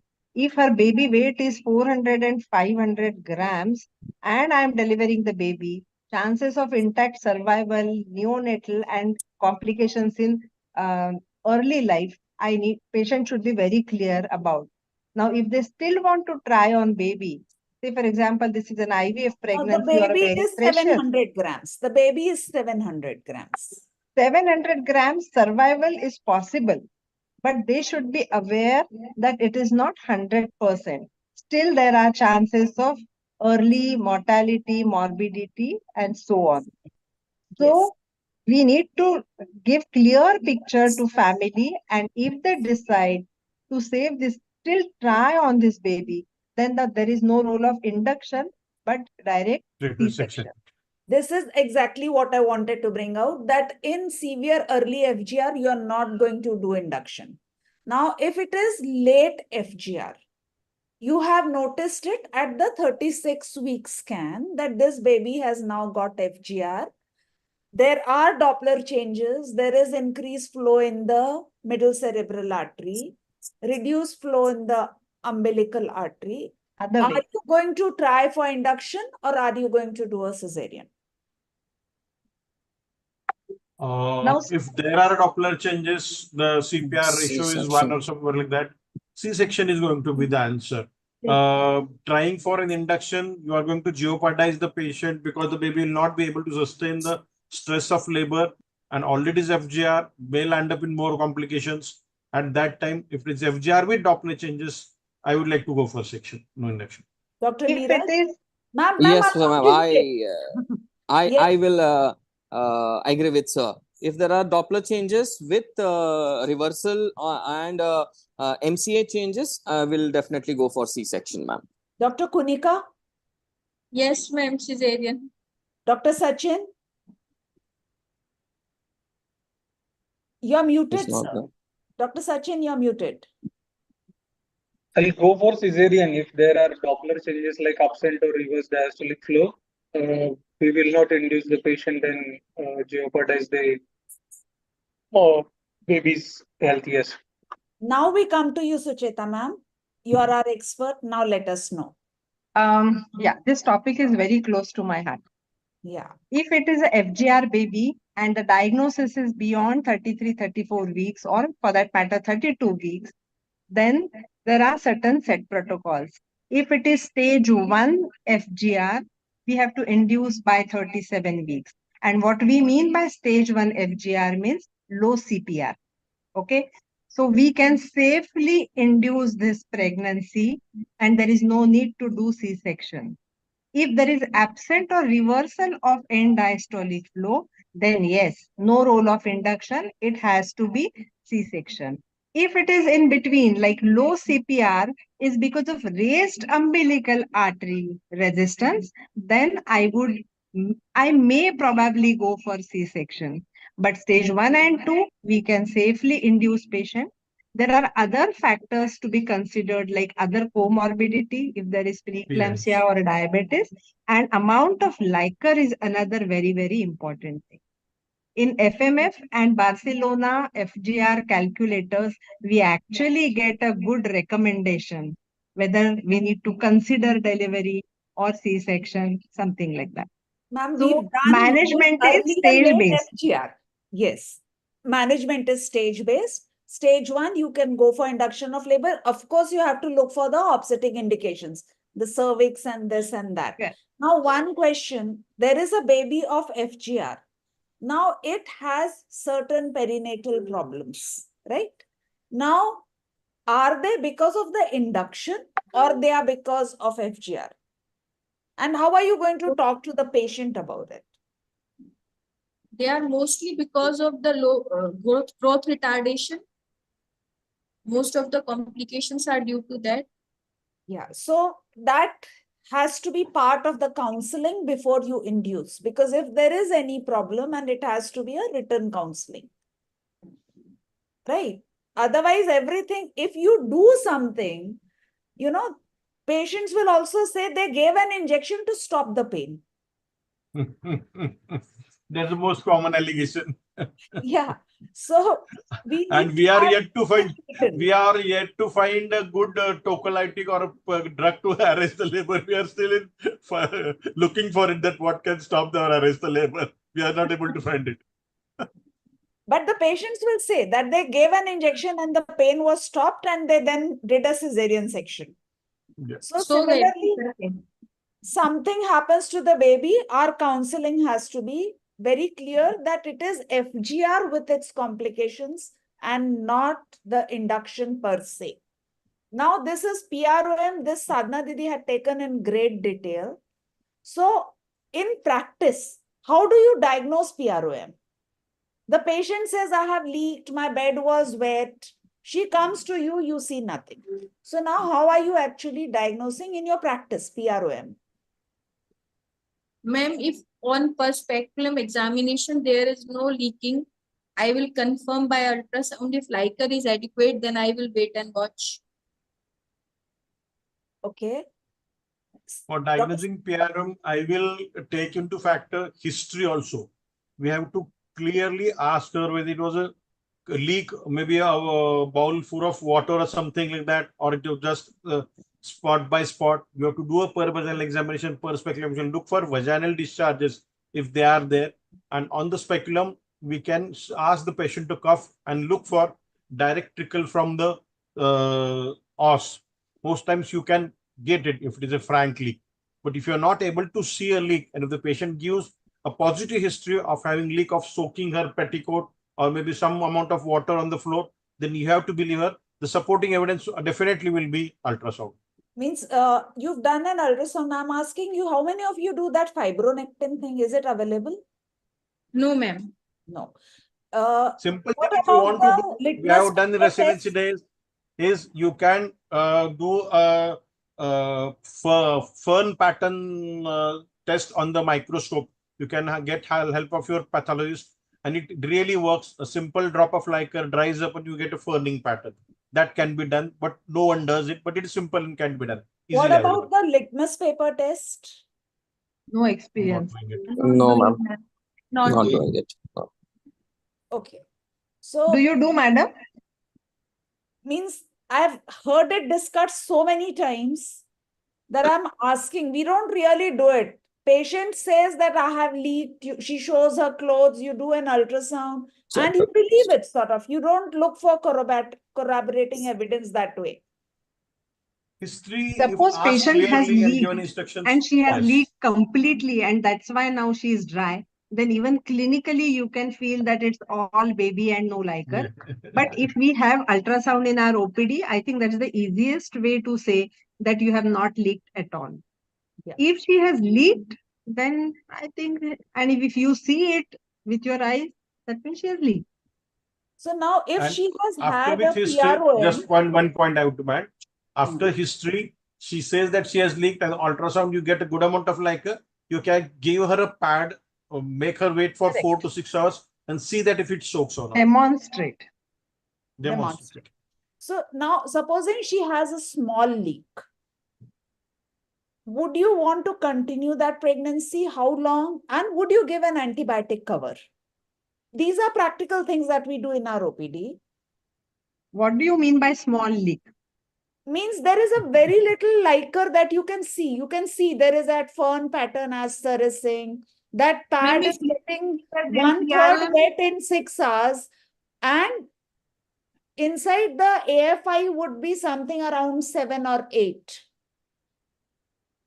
Ma'am, if it is a term pregnancy and this thing, induce and deliver. Yeah. If it is 34 weeks, then we can give expected. Conservatively managed, I would do a CRP, high sensitive CRP, see the values.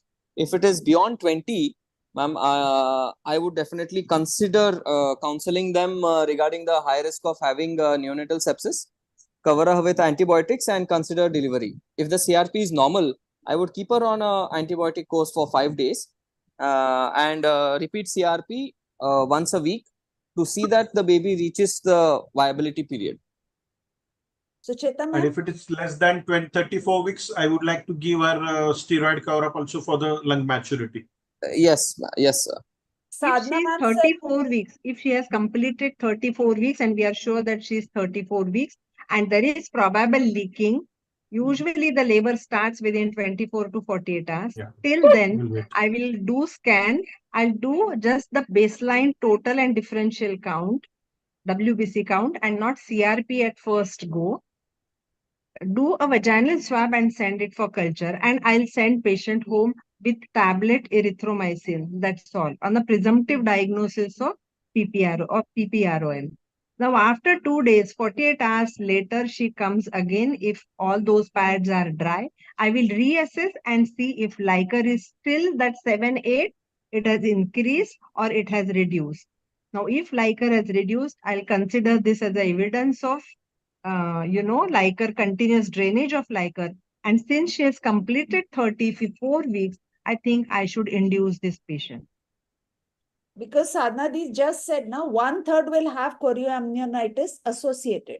So everybody agrees that we would give her an antibiotic cover, right? Yes. And depending on the gestational age and the status of Liker, either continue or terminate. Correct. Yeah. Right? So now, when patient goes home, we need to say that she has to avoid intercourse and there shouldn't be a tub bath or any vaginal wash or something, because any of these will enhance chance of infection. You to ask her to look for fever also. Correct. If she feels febrile, she has to come back. Now, Anna, this is a case where there is a maternal disease, whether it is hypertension or diabetes. If it is uncontrolled, when are you going to induce? And if it is controlled, when are you going to induce? When do you want to terminate this pregnancy? Maximum. 34 weeks, ma'am. 34 weeks is not exactly right. Uncontrolled diabetes, 34 to 35 weeks, maybe the good time to intervene, terminate. Dr. Neeraj? No, ma'am. Uncontrolled diabetes, whatever it is, if the fetus is healthy with a good amount of amniotic fluid, no Doppler changes, the diabetes should be well controlled with proper insulin dosage adjustments. And I would prefer to take the baby up to 37 weeks at least. And do not give a premature or even a late preterm would be, the baby will have some form of TTN. The baby might end up on a CPAP. So I wouldn't prefer delivering, even if it is uncontrolled diabetes. I would admit the patient, maybe for a week also, she might stay in the hospital. But with proper diet and insulin, I would control the diabetes, ma'am. Okay. So Desh sir, would you like to say something here? Yeah, if it is a diabetes well controlled only with diet and exercise, now they recommended you go till 39 weeks. Then if it is controlled with medicines and injectables, they recommend to go till 38 weeks. But if it is uncontrolled, then you may terminate till around 36 weeks, something like that. Because you have to control it. But if it is not being controlled even with medications and all, with insulin and all, then you may have to terminate little earlier. So Cheta ma'am, the final word from you. Yeah, I would like to highlight two things. One thing is pre-gestational diabetes, that is diabetes prior to pregnancy. Yeah, now so that is what she has. Now the diabetes HbA1c mellitus or chronic hypertension, anything, any maternal disease. Let me come to diabetes, because the chance of stillbirth is more if pre-pregnancy HbA1c is high. Now, if pre-pregnancy HbA1c is normal, stillbirth is unlikely. What do we mean by uncontrolled diabetes? It's that 1 or 2 days fasting PP is not going to tell us whether the diabetes is controlled or not. It's the amount of Liker, that is polyhydramnios and LGA. That means probably this diabetes is not really well controlled. Then at that time, of 12.5. Sorry? HbA1c of 12.5. Pre-pregnancy. Pre-pregnancy and even in pregnancy, because she refused to take a diet or any medicine. Correct. So pre-pregnancy HbA1c 12.5 is severely uncontrolled diabetes. Then in pregnancy, if it remains to be uncontrolled, again, HbA1c is not a good indicator during pregnancy. So during pregnancy, to say that it is not good control, having good control, means there is polyhydramnios and LGA. Along with that, if there is new development of hypertension, that is because of maternal vascular disease secondary to diabetes. So if I consider all these things, I will not take pregnancy beyond 36 weeks. But at 36 weeks, I will admit this patient, give steroids, double the dose of insulin, if at all she is on insulin. And after 48 hours, maybe I'll induce or deliver this patient. Otherwise, there are high chances of stillbirth beyond 34 weeks. And you may lose a good size baby after 36 weeks. Now, if she's a GDM, gestational diabetes, then the case is not bad. But if she's not controlled, then delivery time is 37 weeks. But again, even at 37 weeks, in GDM and diabetic patient, we need to give steroid for lung maturity because there is delayed pulmonary maturity in babies in the mothers of who are having diabetes. Thank you. Now we come to the last case. You suspect a large baby that, it's going at the 95th centile right from the 5th month onwards. When do you want to deliver this baby? Are you going to wait till 40 weeks, or means what are your triggers for delivering this mother? Ma'am, if it's a complicated macrosomia because of comorbidities, then I will follow the rule of diabetes. I would control sugars, deliver between 38 to 39 weeks. If it is no other complications, only purely macrosomic child because the mother is having she's a little of a higher BMI, both the couple is on the well-built couple, then I would wait till 40 weeks, ma'am. Sucheta, ma'am? If it is diabetes and macrosomia, then follow principle of diabetes. If it is only macrosomia, that is baby is at 95th centile, I will not induce this patient. Still allow that patient to go in spontaneous labor because chances of shoulder dystocia ending up in C-section are more with induction of labor, with induced labors rather than spontaneous labor. I think all of us must have delivered good sized babies. One of my staff nurse who delivered a baby of 4.6 kg vaginally. She was privy at that time. No diabetes, nothing. But spontaneous labor, it's very smooth. If you induce, do amniotomy and things like that, she's bound to go in dystocia. Okay. But suppose she had GDM, then she has GDM. If she has GDM and macrosomia, 39 weeks. And then, yes, maybe, but diabetes is not controlled, then earlier, 38 weeks. 38. Okay. So I think we are at the end of our session, and I want everyone, please give one take-home message before we actually end the session. Actually, madam, I have a message for you. Once you get elected as a committee chairperson for this drug, please pursue that we should get alpha-DOPA, we should get freely available betamethasone, and third important is terbutaline. Because practically every alternate patient we use pitocin or oxytocin infusion for augmentation and induction, and we don't have terbutaline in hand. It's not at all freely available. Okay. So these three medicines should be available. That is our request to you. For so many months, years actually, alpha-DOPA is stopped. It is such a wonderful drug, and it was such a cheap drug. But unfortunately, it's not available, but the availability is scarce. No, it is not available. Not available. It's not been available for years.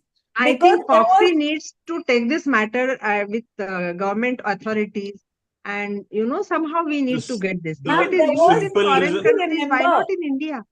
What happened? The simple reason being is alpha-DOPA is very cheap. There was one report when the Zika virus came up, and there were small-headed babies in UP and Bihar. That is when there was a report that said that methyl-DOPA, alpha-DOPA causes shrinkage of the fetal brain. And what happened? There was such a hullabaloo, and it was just blocked. You don't have it anymore. So we'll have to bring it back. We all have used it previously, but for years now it has not been available. Started with that Zika scare. Ma'am, I'll take note of all 3 points. God willing, I'll be able to do. Let us see. Thank you. Thank you, ma'am. Thank you for being here. Thank you. Take home messages from everyone, and we have 1 minute to end the session. Dr. Neeraj, we start with you. Yes. Ma'am, thank you very much. It was a wonderful session. And I think the most important take-home message, what I at least learned is, be sure of the dates, proper sonological findings, proper Bishop score, then induce to give a healthy baby to the mother. Thank you very much, ma'am. Thank you. Thank you. Dr. Sachin?